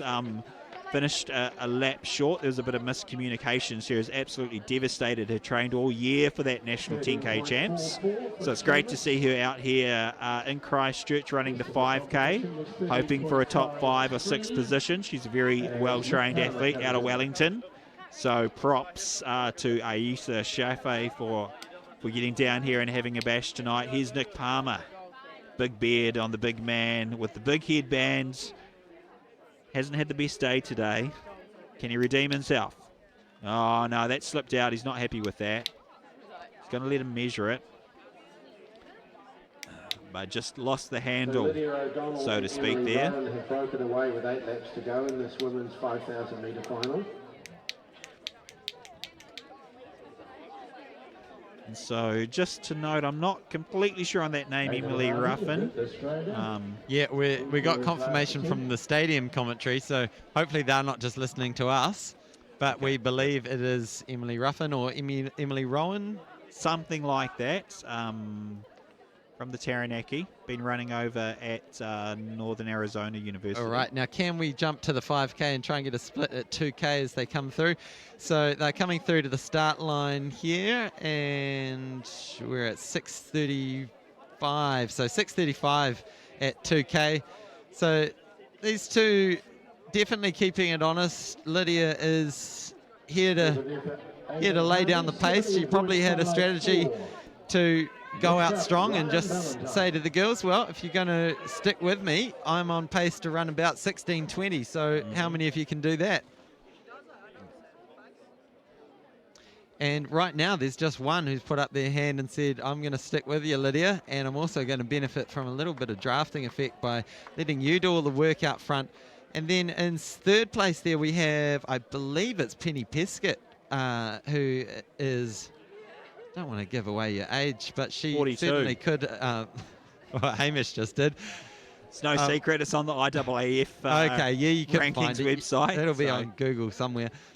Very well trained by Coach Chris Ballone. And as we often see with these older athletes, they tend to pace themselves very well and know their bodies inside and out.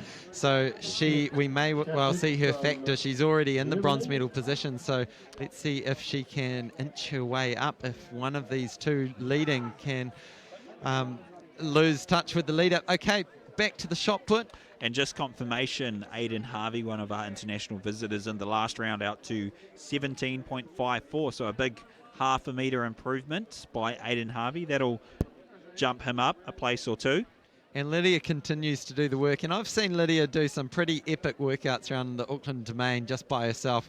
So she's used to doing the hard work solo. So she won't be scared of this. She won't be scared of leading. But she'll, as the laps keep ticking away, she'll be a little bit worried about how comfortable Emily is sitting just right behind her. Yep. Oh, and here we have Damien Birkenhead, our Australian, and he might just be out beyond the 20-metre mark. Is he happy? Maybe a half smile. It's often difficult to tell. So if you've just joined us, you are tuned into the Jennian Holmes New Zealand Track and Field Champs, streaming at you live on Facebook, YouTube, and also stuff.co.nz. So we want as many eyeballs on this as possible. So if you can tag in your friends, share this on your Facebook page, share it to your training group or your club page. We want to make sure that all the people who want to be watching this are and that they know about it. And also do comment below the Facebook Live on how you're enjoying the coverage. Who's your pick for the shot put competition? Who's your pick for the 100-metre titles later in the night and this 5,000 metres that's happening? It continues as we come down to, this must be 3K coming up here. Let's see if we can get another split on this. And coming in for sixth and final attempt, Jacko Gill. So Lydia O'Donnell, so 9:50. Yeah, we need to go to the shot put coverage. Final attempt, Jacko Gill. Currently in second place, I believe. Unofficial, but he's been out to 20.71. Making our way over to the medal ceremonies now as the women's 100-metre run para. This event was Sponsored by Oh, the Gag crowd Cotton likes that one. Limited. And Crowd we're pretty up against happy Ian with Bay that. Does from the Jacko New like Zealand it? visitor, presenting the medals today.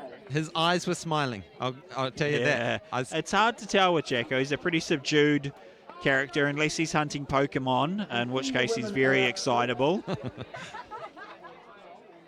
He's you saw that hands go up to the head there, so he's kind of ruining missed opportunities. All right. Jacko Gill, I think it's 20.52. Not a bad culmination to a good evening's throwing. Here goes Tom Walsh. He's won the competition, but he's in for a final attempt. World champion Tom Walsh. Wow. Yes. Every time he throws it, you just see the power and the speed that he puts into that shot is absolutely incredible. So it's well and truly gone out beyond 20 metres. Will it be an improvement? We'll wait and see. He looks pretty happy with his day's work, getting out to 21.70. That's his best so far. Won the competition by almost a metre. So 21.63. Final competition. Final throw of the competition, 21.63 by Tom Walsh. Just off his best, his winning throw, 21.70. Unofficially, we've got Jacko Gill in second, followed by Conrad Bukowiecki, completing a fantastic competition brought to you by Mitre 10 Mega. Thank you very much for your support of this event, and as well as the hammer throws. Great to see the athletes thanking the officials, but we're going to switch to some coverage of that women's 5,000 metres. Here they are, Hayden. Lydia's pulled away, so she's put in a gap of about 10 metres on Emily Rowan, and just inching away. Well, it might be more than 10 metres on that view. She's certainly put the hammer down. The last split for the previous K was 3:14, so that's sort of 16:10 pace, and that will definitely burn off most of these ladies, and it has done the trick with getting Emily off Lydia's shoulder. So Lydia just putting the foot down, continuing to just inch away.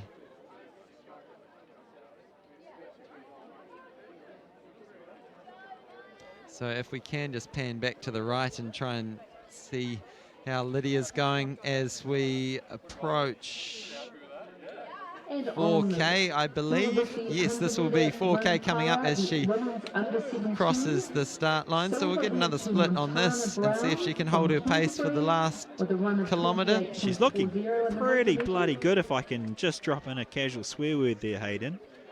Very strong, Lydia O'Donnell. There's another Auckland athlete there.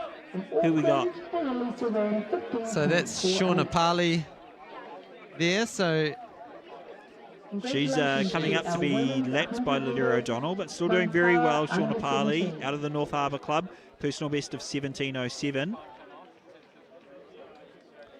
So she'll have 3 laps to go. As Lydia comes through, she will get 2 laps to go. So into the last 800 or 900 metres, we'll see if we can get back to Lydia. Here we go. So this is your race leader. She's got 2 laps to go.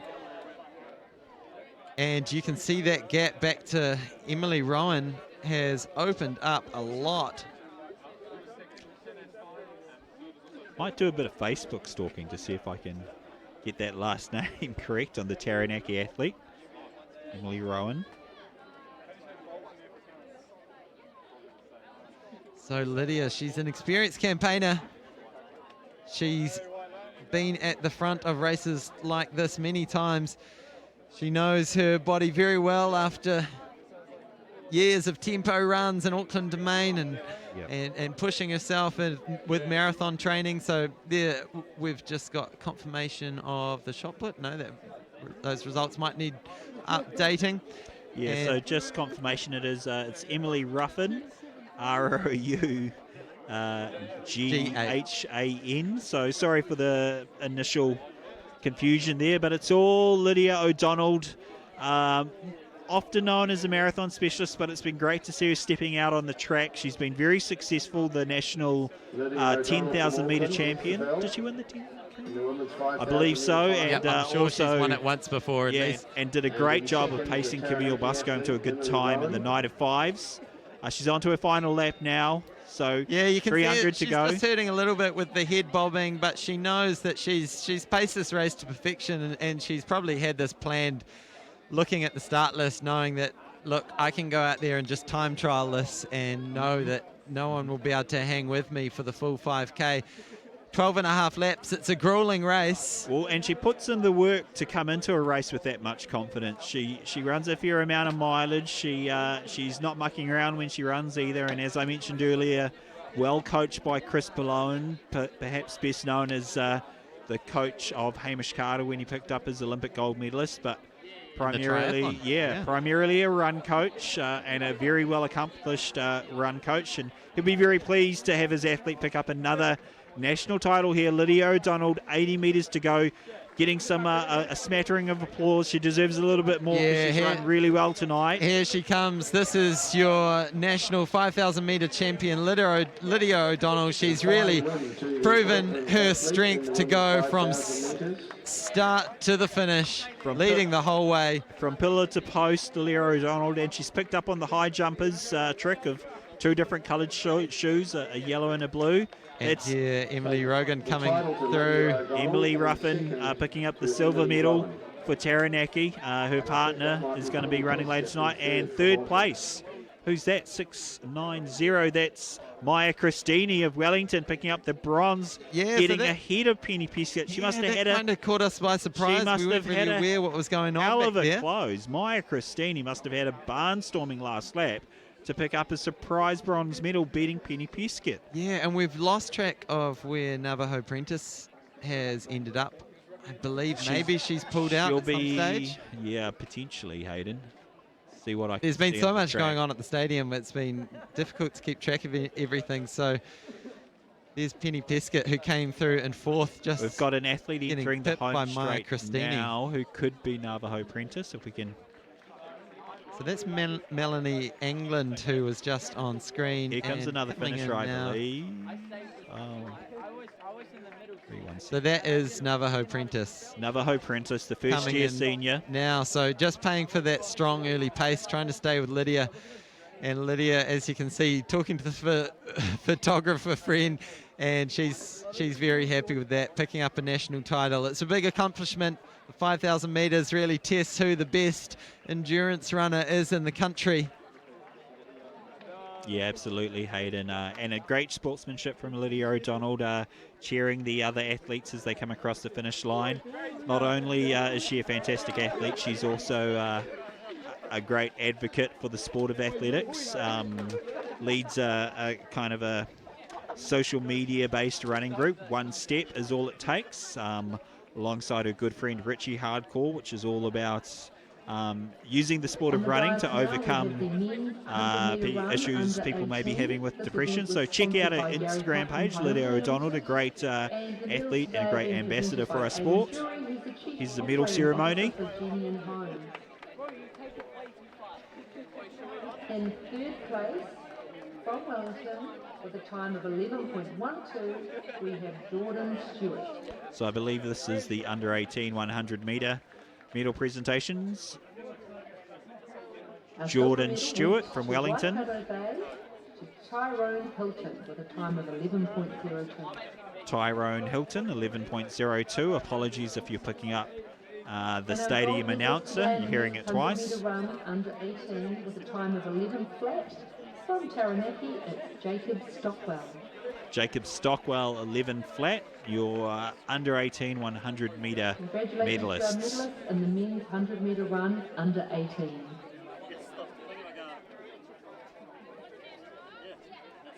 So a cool but calm evening here in Christchurch at the newly opened Puna Y facility. 60.51. Lauren Bruce is in second with 58. So just news on the women's hammer throw. Nicole Bradley leads at 60.51 metres, leading from Lauren Bruce. So Nicole Bradley out of the North Harbour Bays Club, leading with a best throw of 60.51 metres. Apologies for not bringing you any coverage so far of that women's hammer throw. As we've mentioned, a busy night with multiple track and field finals on.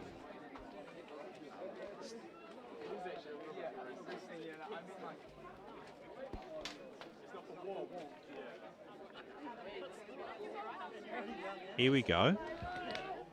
Women's hammer throw.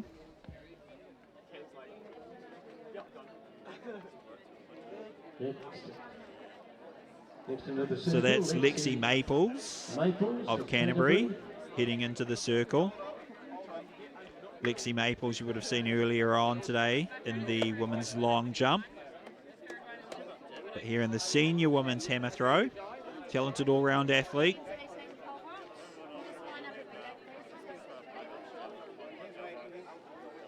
Good throw out beyond the 40-metre mark for Lexi Maples from Canterbury. And just confirming the leader at this stage of the competition is Nicole Bradley. Nicole Bradley has improved her personal best by over 3 metres to lead this competition. She's thrown over 60 metres. If she had done that last year, it possibly could have got her a Commonwealth Games qualifier, but she'll be very pleased to have broken that magical 60-metre mark, kind of a fairly important barrier for athletes. Really signals that you're world class. And this event's brought to you by Lincoln University, an event that New Zealand is traditionally very strong in, domestically as well as internationally. Got another Auckland athlete in the circle. That looks like Centene Duckworth getting the hammer out. The hammer, of course, 7.26 kgs. Big ball of steel on a metal string with a handle at the end of it. That's a good technical description. It is. Emma Wilson preparing to go into the circle now. Her best throw of 41 metres. So they've got the towel there, and yeah, I these imagine conditions that's to wipe up the circle. These conditions are drying up, but still a little bit dangerous with a little bit of residual moisture. I mean, the speed that these girls will be spinning, they're almost like ballerinas as they make their way across the circle. It is a real test of poise and that ability to pivot on your heel, and it's quite a I like your description there. They're like a ballistic ballerina, incredibly strong and powerful, but well balanced. And there have been cases of elite hammer throwers coming from a ballet background, and and you know, obviously having to put on a little bit of bulk, but it's certainly... And Emma Wilson, their PB throw, 41.37, so improving her personal best. And lining up now for the final of the Athletics New Zealand Senior Women's 100-metre Championships. This is exciting because this is where we find out who is the fastest woman in the country. And, I mean, all eyes are going to be on one woman in particular, a lady by the name of Zoe Hobbs, 22 years old, out of Auckland. She has the New Zealand domestic record, 11.37. She's not too far off the all-time Pretty record. Exciting stuff. Roll through this field quickly, Hayden. All right, so in the blue, Auckland in lane 2, there is Natasha Edie, then Fiona Morrison of Canterbury, Olivia Eaton of Taranaki, Brooke Summerfield of Waikato Bay Plenty, Abby Goldie of Waikato Bay Plenty, Zoe Hobbs of Auckland there in the blue, third from the left, Simone Tafanai of Auckland, and then Livy Wilson of Auckland. This is a stellar field. Yeah, and you see the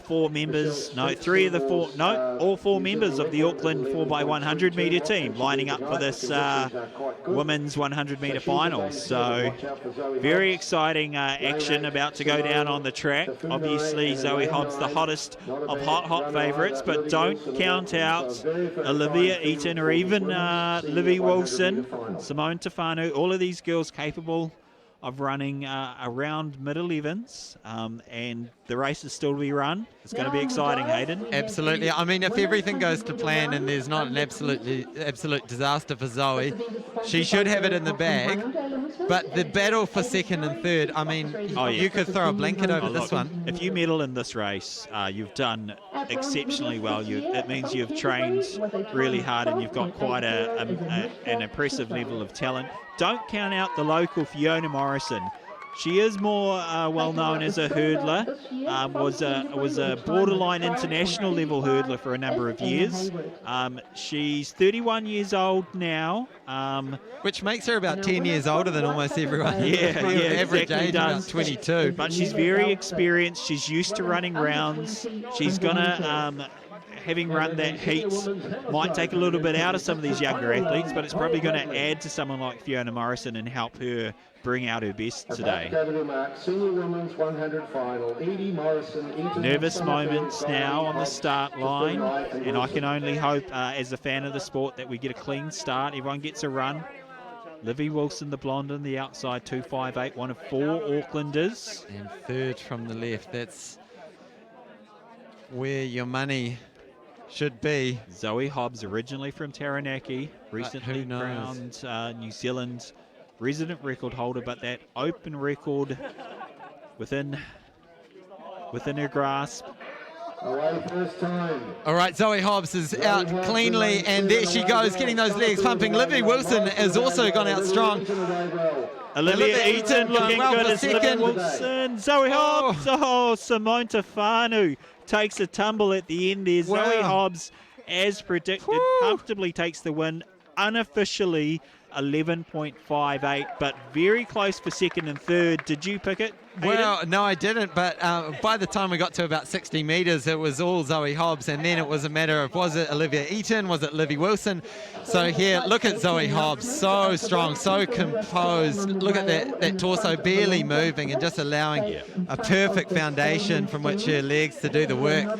So it could be Olivia Eaton in second, it could be Livy Wilson, get another it could be replay on Abby this Goldie. from side on would be absolutely fantastic, maybe in slow motion if we're able to. And so the time has been confirmed, 11.61 for Zoe Hobbs, not 11.58, 11.61. Pretty good running. Yeah, so it's absolutely still conditions from what we can tell anyway inside the tent here, but it is cool. Temperature has dropped down back to about 12 degrees, far from ideal for sprinting. It would be great to pick up another replay side on, just so we can have a look at who might have been second and third, because it was too close to call initially. Zoe Hobbs checking out photography work from Michael Dawson, who we're going to see in the 800-metre final on Sunday.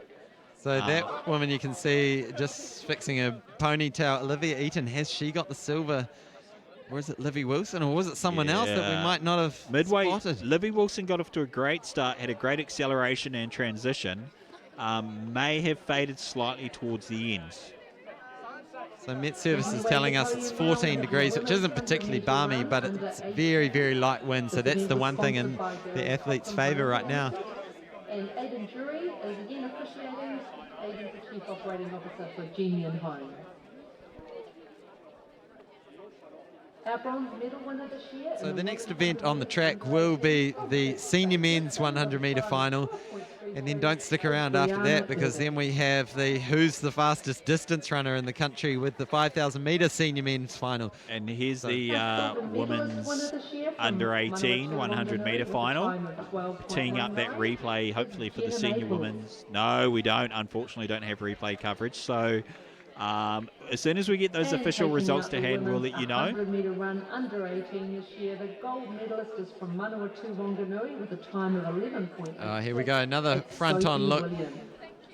So Zoe Hobbs is going very strong. At this stage, Livy Wilson's looking good, but Olivia Eaton made a good surge at this section, and so it's so tough to tell from that angle. So we might need to wait for the official results. Could have been Olivia Eaton, Brooke Summerfield, or Livy Wilson.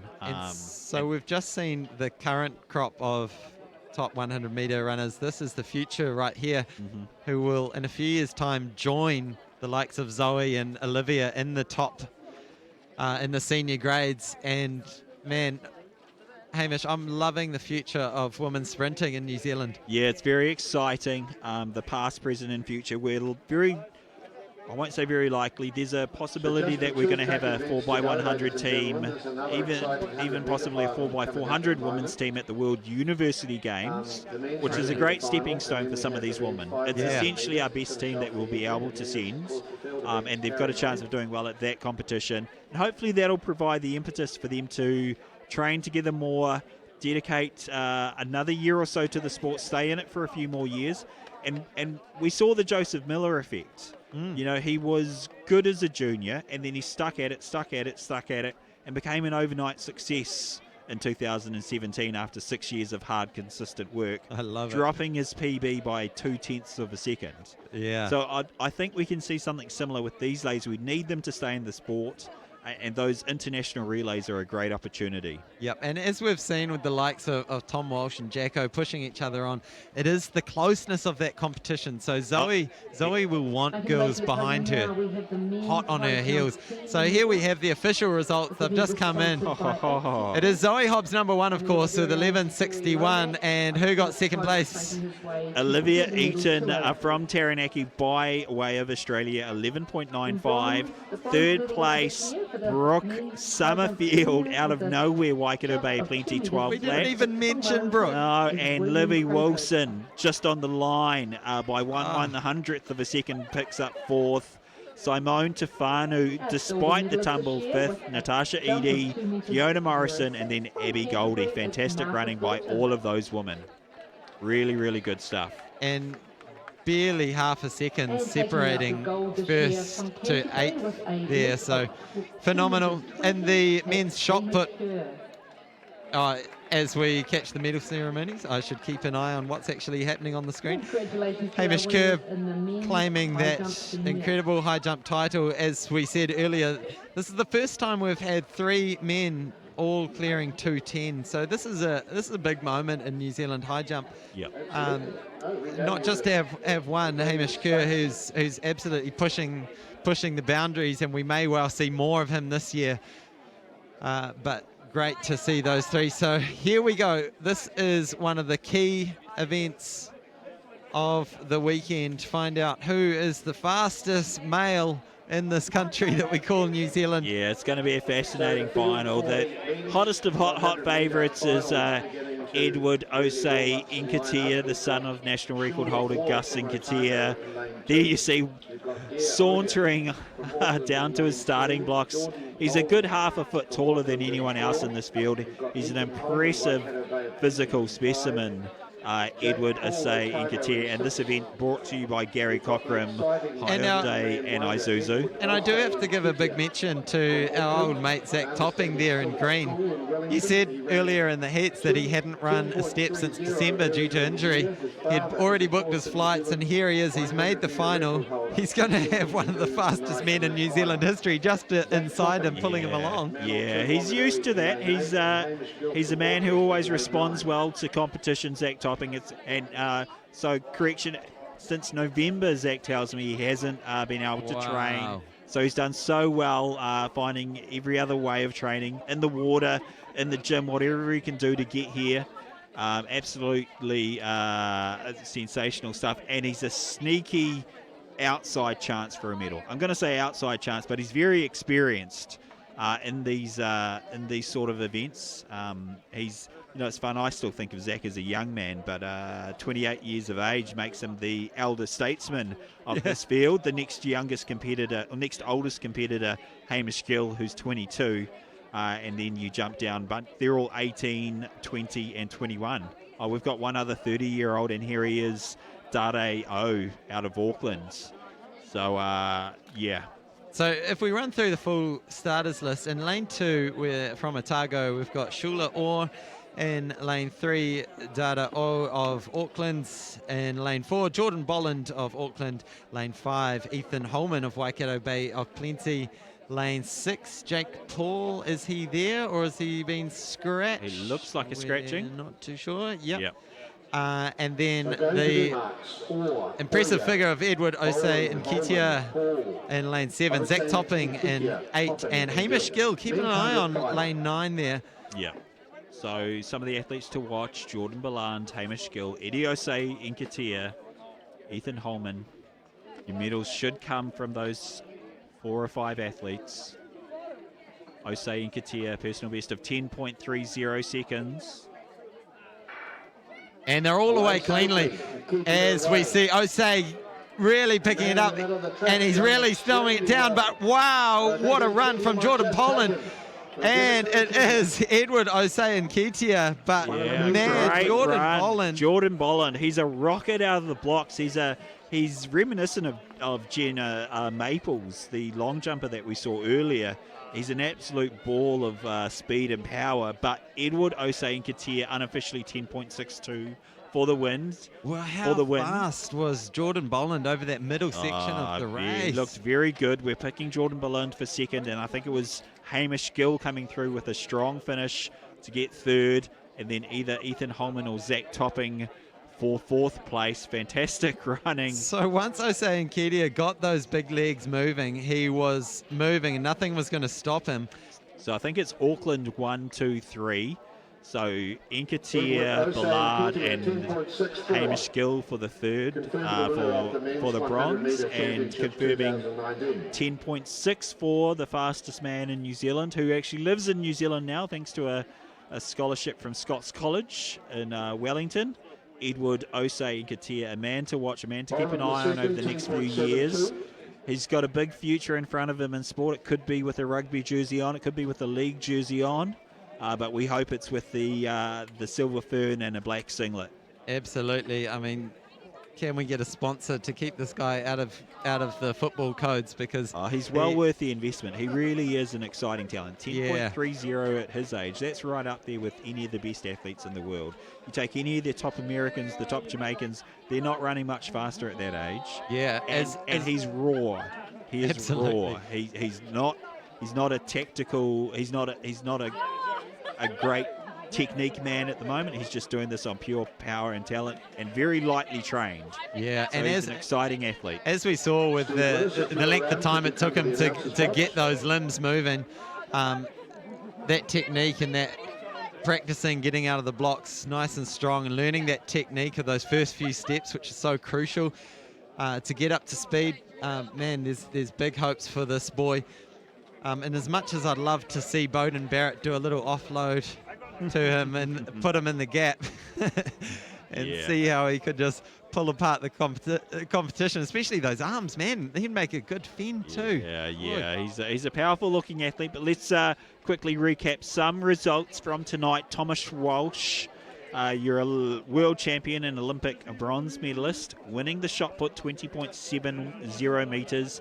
Jacko Gill in second, his season's best, 20.71. Great good result. upwards trajectory for Jacko, shortly back from a big old injury. We've got Konrad Bukowiecki, the pole in third, 20.25. Then two more internationals, Birkenhead and Jean Usueda, that's it. So the third New Zealander, in fact, Ryan Ballantyne, throwing a personal best of 17.83. So I think great that's to see. the same lineup, gold, silver, bronze as we had last year in the competition. Yeah, that's fantastic. Yeah. Well, three very good athletes. Good consistency. And confirming those results, 10.64 for Edward Osei Enketia, 10.72 from Jordan Ballard, and Hamish Gill in third, 20.86. Ethan Holman, Waikato Bay Plenty, 10.99 in fourth. Zach Topping fifth. Dare Zach Topping, 11.06 with no training in the last 3 months. That is he's phenomenal. a hell of a talented athlete. And Shula Orr of Otago rounding out the field. Women's 5,000 metres, Lydia O'Donnell running in 16.10. Emily Ruffin, Taranaki, second, 16.22. And Maya Christini out of nowhere, 16.30 for third. Yeah, Fantastic. putting 3 seconds on Penny Pescott in that last lap. So fantastic racing. But don't leave us here at the New Zealand Track and Field Champs, because we have the 5,000 metres. And look at that lineup. That's 32 people in one race. That might be the biggest 5,000 metre field I've ever seen in my life. There's some names that pop out here. If the producers can leave that up, we'll try and go through them all. Hayden, do you want to give us a rundown? We have Isaac Murphy. We're going to try and get... all right, so Isaac Murphy from Wellington, Joshua Barn of Otago, Jacob Pretty of Otago, Michael Sutton of Waikato Bay of Plenty, Peter Wheeler of Auckland. I'll let Hamish pick up for the next 5. Matthew Baxter, Taranaki, David Lovelock, Manawatu Wanganui, Josh Maisie, travelled over from Melbourne representing Auckland's Liam Bird, Glen Eden and Aucklander. Carlos Lopez Lozano, great to see him back running on the track, Manawatu Wanganui. Alex Cowden of Canterbury, Hayden McLaren of Otago. So that's a big name to see back. He's a former 1,500 metre champion. Yeah, former sub-4-minute miler. Spent some time in the States and on the comeback trail. Great to see. Christopher Dryden, also out of Canterbury, represented New Zealand at the World Junior Championships. Luke McCullum from Auckland. Freshly back from Kenya, a big training stint over there. So let's see what endurance he's got. Sean Eustace of Canterbury, Harry Bernard of Wellington, Daniel Belchin has to be one of the medal favourites, Canterbury. Yeah, Cameron Graves out of Auckland, another medal favourite. Yep, the big man, Cameron Graves. You're going to very well him. He's about 6'2". As they're doing their strides on the back straight. We better hurry up. Ollie Chignell, reigning champion. One of the favourites, Ollie Chignell, Brett Tengay, Kane Sheamus, Liam Wolford, Matt Dryden, Lyon van der Preet, Samuel We need Arrogay, 2 sheets. We're just changing sheets. Oscar Baines from Canterbury, Connor Melton of Canterbury, Tatsuya Ono of Japan, Eric Weeder, an international, Andy Good of Canterbury, Matthew Taylor of Hawke's Bay Gisborne, Caden Bronze Shields of medal Otago. in the 1,500 metres last year. I'm going to go through the highlights. Josh Barn, he's had a great season. He's not really a medal chance, but he's a very solid runner. Jacob Pretty, a very promising young athlete. Peter Wheeler was second in this race last year, has a hell of a finish. He made the race last year. Matthew Baxter, off to World Cross Country Championships. I'm just going to say, he's All-American. Yes, he's your man to watch. He's run under 29 minutes several times for the 10K recently. Hottest of hot favourites, Matthew Baxter. And the best thing, he's not afraid to take the pace. He will take this race by the scruff of the neck. Let's keep going. Josh Maisie, based in Melbourne. He has come back specifically to try and win this race. He didn't know Matthew Baxter was going to be here. It's not going to worry him because he's going to give... There he is, the big ginger in the middle, 1.82. Josh Maisie, formerly second at the Auckland Marathon. He's having a very good season. Keep an eye on him. Hayden McLaren, we've talked about, the sub-4-minute miler. We'll go down to Daniel Belkin. He's picked up national championships on the road and on the track. Ollie Chignell, your current reigning champion over 5,000 metres. Also road champion and cross-country champion. So the man has dominated domestic distance running. And all around good bugger. You'll notice him. He's not the tallest man on the track. He'll be running in the Otago uniform. Watch for him. If he's close to Baxter, the last 200, watch it. Brett Tengay, not bad. Don't discount him. Matt Dryden, high mileage man out of Canterbury. Oscar Baines, national half marathon champion. I believe he's been a national 10K champion in the past. He is fizzing for this one. Personal best of 14:33.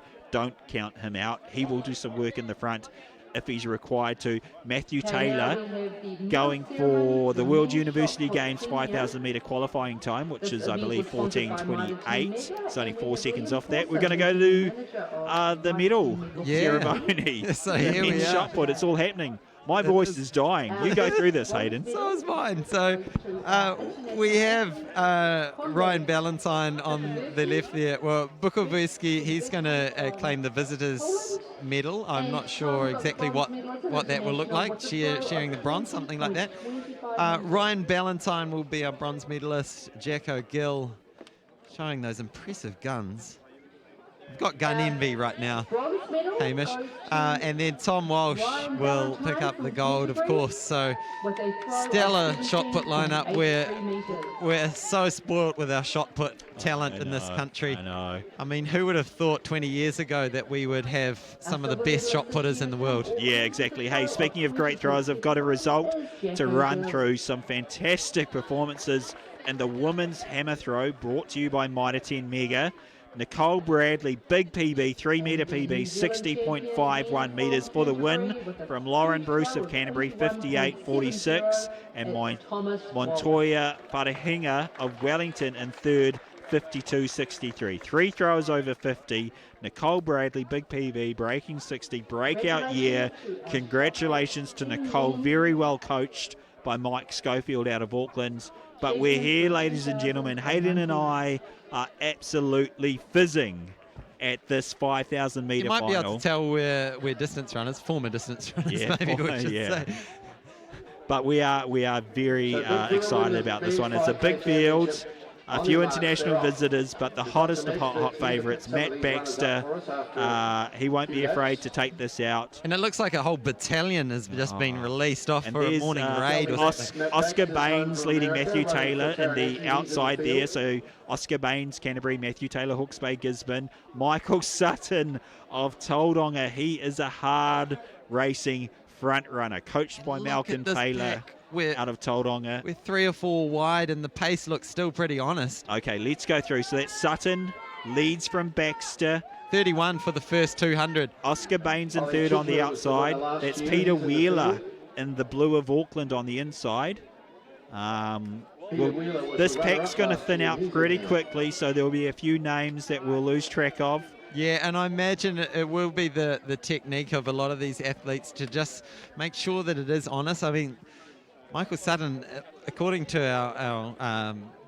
our seeding time, he's got a 15:44. I'm sure he's run faster than that. He has run faster in the past, but he hasn't run competitive. This is his first season back. Oh, wow. After a few years in the running wilderness. So great to have him back. He's a tough competitor. Ultimately, I think his potential lies in the marathon. But he loves to get out front. He loves to lead races, and he's actually a pleasure to watch because he really does love to make other runners hurt, which I really like that. Yeah, so a couple of key faces to look out for is that the green of Matt Baxter, just sitting in second place. And then further back in the pack, just on the outside, wearing number 19 on the hip, is Ollie Chignell, our current reigning champ.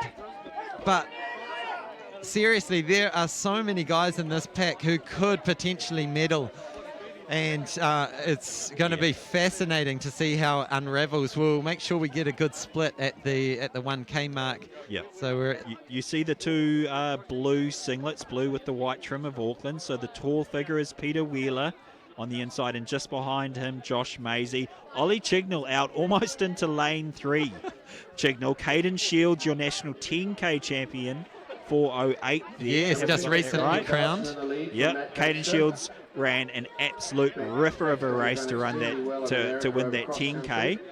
See some of our international visitors, and Luke McCullum still pacing out well under 15-minute pace. So they're going okay at the moment, Hayden. We're going to get a split at, is this going to be the 1K coming up? Yeah, this will be the 1K coming up, and I imagine it'll be well under 3 minutes.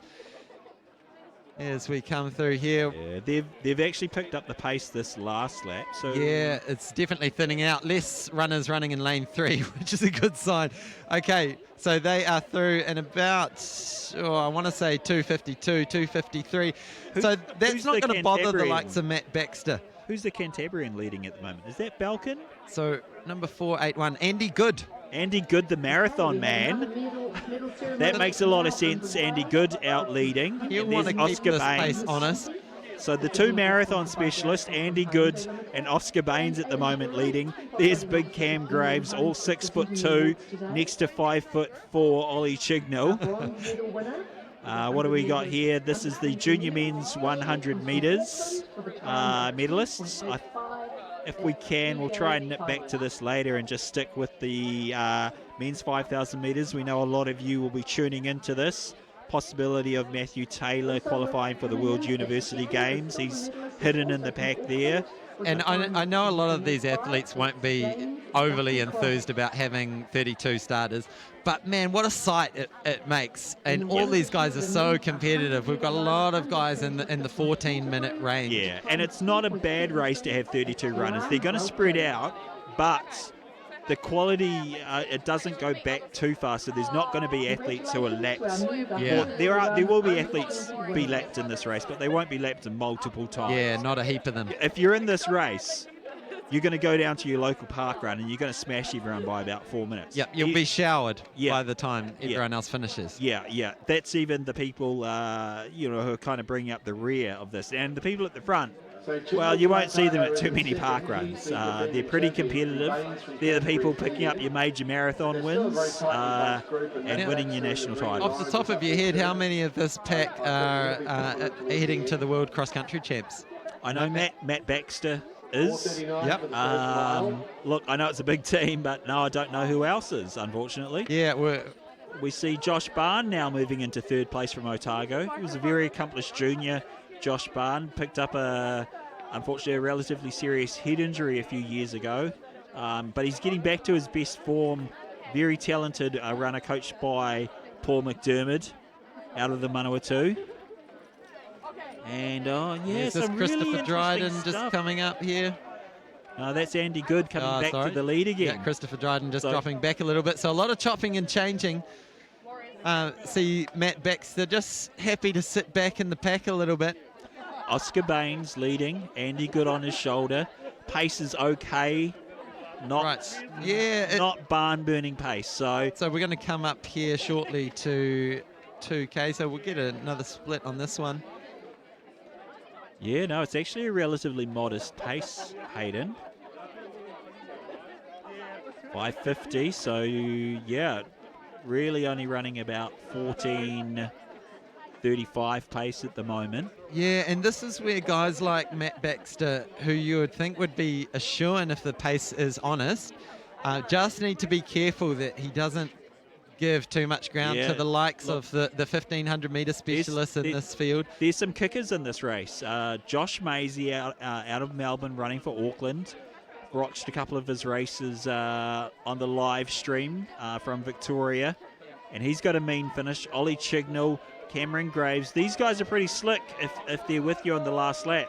And as we say that, Matt Baxter has gone to the front, so he's obviously listening. And as we see, beautiful sunset here down here at the ground. Temperatures are perfect. If I'm a distance runner lining up right now, it's 14 degrees, there's no wind. This is perfect distance running temperatures, and it's a bit of a shame really that the pace hasn't been as honest as it could have been, but here we go. As I say that, Baxter's going to string him out. So Baxter, Chignell, Baines, and they are definitely getting strung out. Absolutely. So Ollie Chignell sitting well with him, and who's that in third? That's Caden Shields. Caden Shields, your national 10,000 metre champ. That is Balkin moving into third, Oscar Baines in fourth, and Josh Maisie in fifth. Maisie, Joshua Barn, and Jacob Pretty. Peter Wheeler now coming on to that pack, but they are strung out. Get on the train or get left at home, ladies and gentlemen.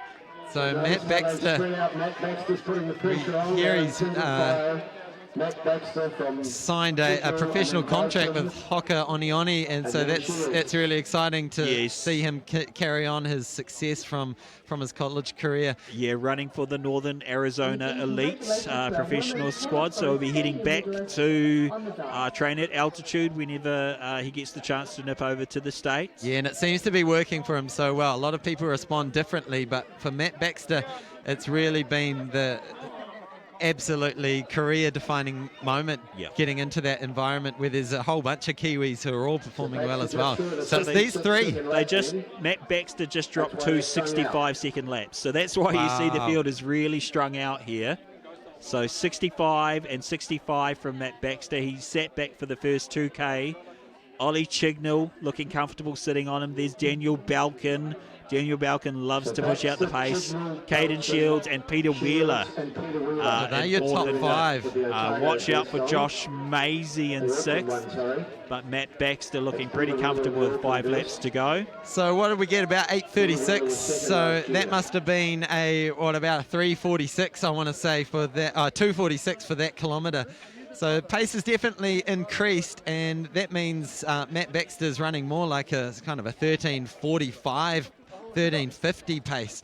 So he's definitely said, right, I've got 747 on my shirt. I'm going to lay this down like a jumbo jet. So here he comes. It is these three. Ollie Chignell looks comfortable in second. I can't say the same for Balkin. I saw this with Balkan at the 10K champs. He goes out. If someone makes a move, he likes to go with them. He likes to respond. But I can't help but think this pace is a little too frisky for Balkan. But I'd love to be wrong. Ollie Chignell, coached by Chris Ballone, is looking very comfortable on Baxter. He's very economical. He's got a nice compact stride. There's no wasted energy there. Whereas you can see just a little bit of rocking and rolling from Daniel, who next to any other runner would look absolutely beautiful, but next to these two you can just see the slight differences in shoulder motion and in that stride. But Matt Baxter doing all the work at the moment, so Ollie's probably happy about this. Well, at the least it's a great opportunity for Ollie Chignell to sit in and run a good time. It's calm conditions here, but he's not going to be thinking about times. He's going to be thinking about taking a scalp. Ollie Chignell is a man who wants to be putting on the black singlet and representing New Zealand at a major championship, and this is a step on that pathway. If he can take down Matt Baxter, the NCAA All-American today, it'll give him the world of confidence heading into a European season. Yeah, so Matt Baxter, he's won 2 team titles in that famous collegiate cross-country team. And just as we talk about that hot pace, we see Daniel Balkan just slipping off, but Ollie Chignell's looking comfy. No pain showing on his face, but neither is Matt Baxter. He's looking comfortable. What's he thinking? What's going through Matt Baxter's head right now? Matt Baxter is thinking, this pesky little bugger, what do I have to do to get rid of him? I've got 3 laps to go, less than a K. I'm going to have to really hammer it. He's not going to leave it to the last K. He's coming up to lap runners, so that's going to help him shake Chignell. If he can put in a little burst here going past these lap runners, it's going to make it hard for Chignell to stay with him. 1K to go now, am I right? Yes, 1K to go. So we got that about 11:23, I believe. So just note that down. We'll see what we get for a final K split, because I know for a fact Ollie Chignell proved it last year that he can kick down anyone. Yeah. And if I'm Matt Baxter, I'm wanting to just he's got it. Inch away and Mo Farah this last kilometre, just every 100 metres, slightly increase it. Yeah, he has to pull away from Chignell before the last 100. You would not want Chignell on your tail with 120 metres to go. But here they are, less than 2 laps to go, ladies and gentlemen. We're glad you're joining us for the Jennian Homes Athletics New Zealand Track and Field Championships. So this is the final event of the first day, and what a race we have in store. Ollie Chignell, he said, look, I'm the domestic runner. I don't live at altitude. I live in Dunedin. I do all my training with just local guys. I don't have the NCAA system around me. I'm prepared to go with you. And this is going to be an exciting final 600 metres as we see that beautiful sunset. Little gap. As you said, Hayden, each 100 metres, he's just winding up the pressure a little bit more. Can Chignell respond? 500 to go. Yeah, those arms are getting going. Winding it up. Oh, that gap, 1, 2, 3, 4 metres now. Yeah. Matt Baxter. How impressive is that? 100 metres and he's dropped him. He looks like he's still got another couple of gears. 13 minutes. We go through. 13 minutes through the last lap. Let's get a split on this last kilometre, those last 400. See if we can go under 14 minutes. We're talking up Chignell in that closing speed, and he's made him look ordinary. He's dropped 20 metres. I mean, we didn't see a change of gear there, but he has absolutely pulled the race apart. He's led from, about 1,500 metres in, 2K in? Yeah, 2K in, he's led, and very impressive running. He started dropping 65s, and now with 200 to go, he's looking very impressive. He's put 25 metres on the reigning national champ, Ollie Chignell, and he's absolutely powering home Matt Baxter out of Taranaki. Here he comes. Heading off to the World Cross Country Champs in a couple of weeks, so this is a great hit out for him. We've got a real talent on our hands here with Matt Baxter. He's coming through. New Zealand, here's your new 5,000 metre champion, taking down Ollie Chignell and the rest of this massive field. 14:04, about 63 seconds for that last lap. So what a performance as we see Ollie Chignell come through. A well-deserved 14:11. no shame coming second place to this man. What a race. And in third place is that Daniel Belkin and then Cam Graves, I want to say. Cam Graves, fourth place, not too bad. So did you say Belkin? I believe it was. Yep, fantastic. And still streaming across the finish line. But you see Matt Baxter and Ollie Chignell congratulating one another. Oscar Baines. Yeah, all these runners coming through under 15 minutes. So it shows the quality of this field. These are great domestic runners and guys who are looking to pick up international jerseys at Oceania Games and whatnot. All of those runners under 15 minutes. So really impressive stuff. But there's your medalists, ladies and gentlemen. Matt Baxter, Ollie Chignell and Daniel Belkin, Canterbury, Otago. Taranaki, fantastic running, a fantastic evening here at Ngā Puna Wai in Christchurch for the Jennian Homes Athletics New Zealand Track and Field Championships. Hayden, your highlight for the day? Well, I can always tell it's been a good day by the level of my voice being irritated, and I've got a rather husky voice, and it's been absolutely incredible. My mind goes back to some of those 100 metres, which were just electric.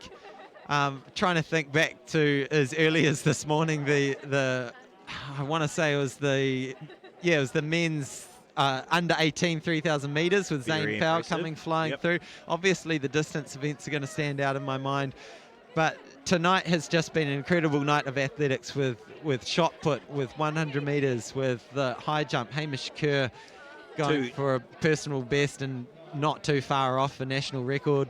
Yep, 2:20, and fantastic throwing from the shot put boys, especially Tom Walsh out to 21:17. Nicole Bradley, that big PB in the hammer, over 60 metres. I know the high performance staff from Athletics New Zealand are going to be very excited, and a lot of friends and family all around the country. We hope you've enjoyed our coverage today. It was a pleasure bringing it to you from Ngā Puna Wai in Christchurch, the Jennian Homes New Zealand Track and Field Championships. On behalf of Hayden Sherman, I'm Hamish Meacham. We both thank you very much. Tomorrow from 9:55 a.m. we've got some fantastic events, the men's and women's pole vault, least of all. I mean, we're just getting started, aren't we? It's going to be a fantastic weekend. It absolutely is going to be a fantastic weekend. But ladies and gentlemen, we're going to sign off for the evening. See you at 5 to 10 tomorrow. It's been an absolute pleasure. Ka kite anō. This Athletics News by Jennian Homes.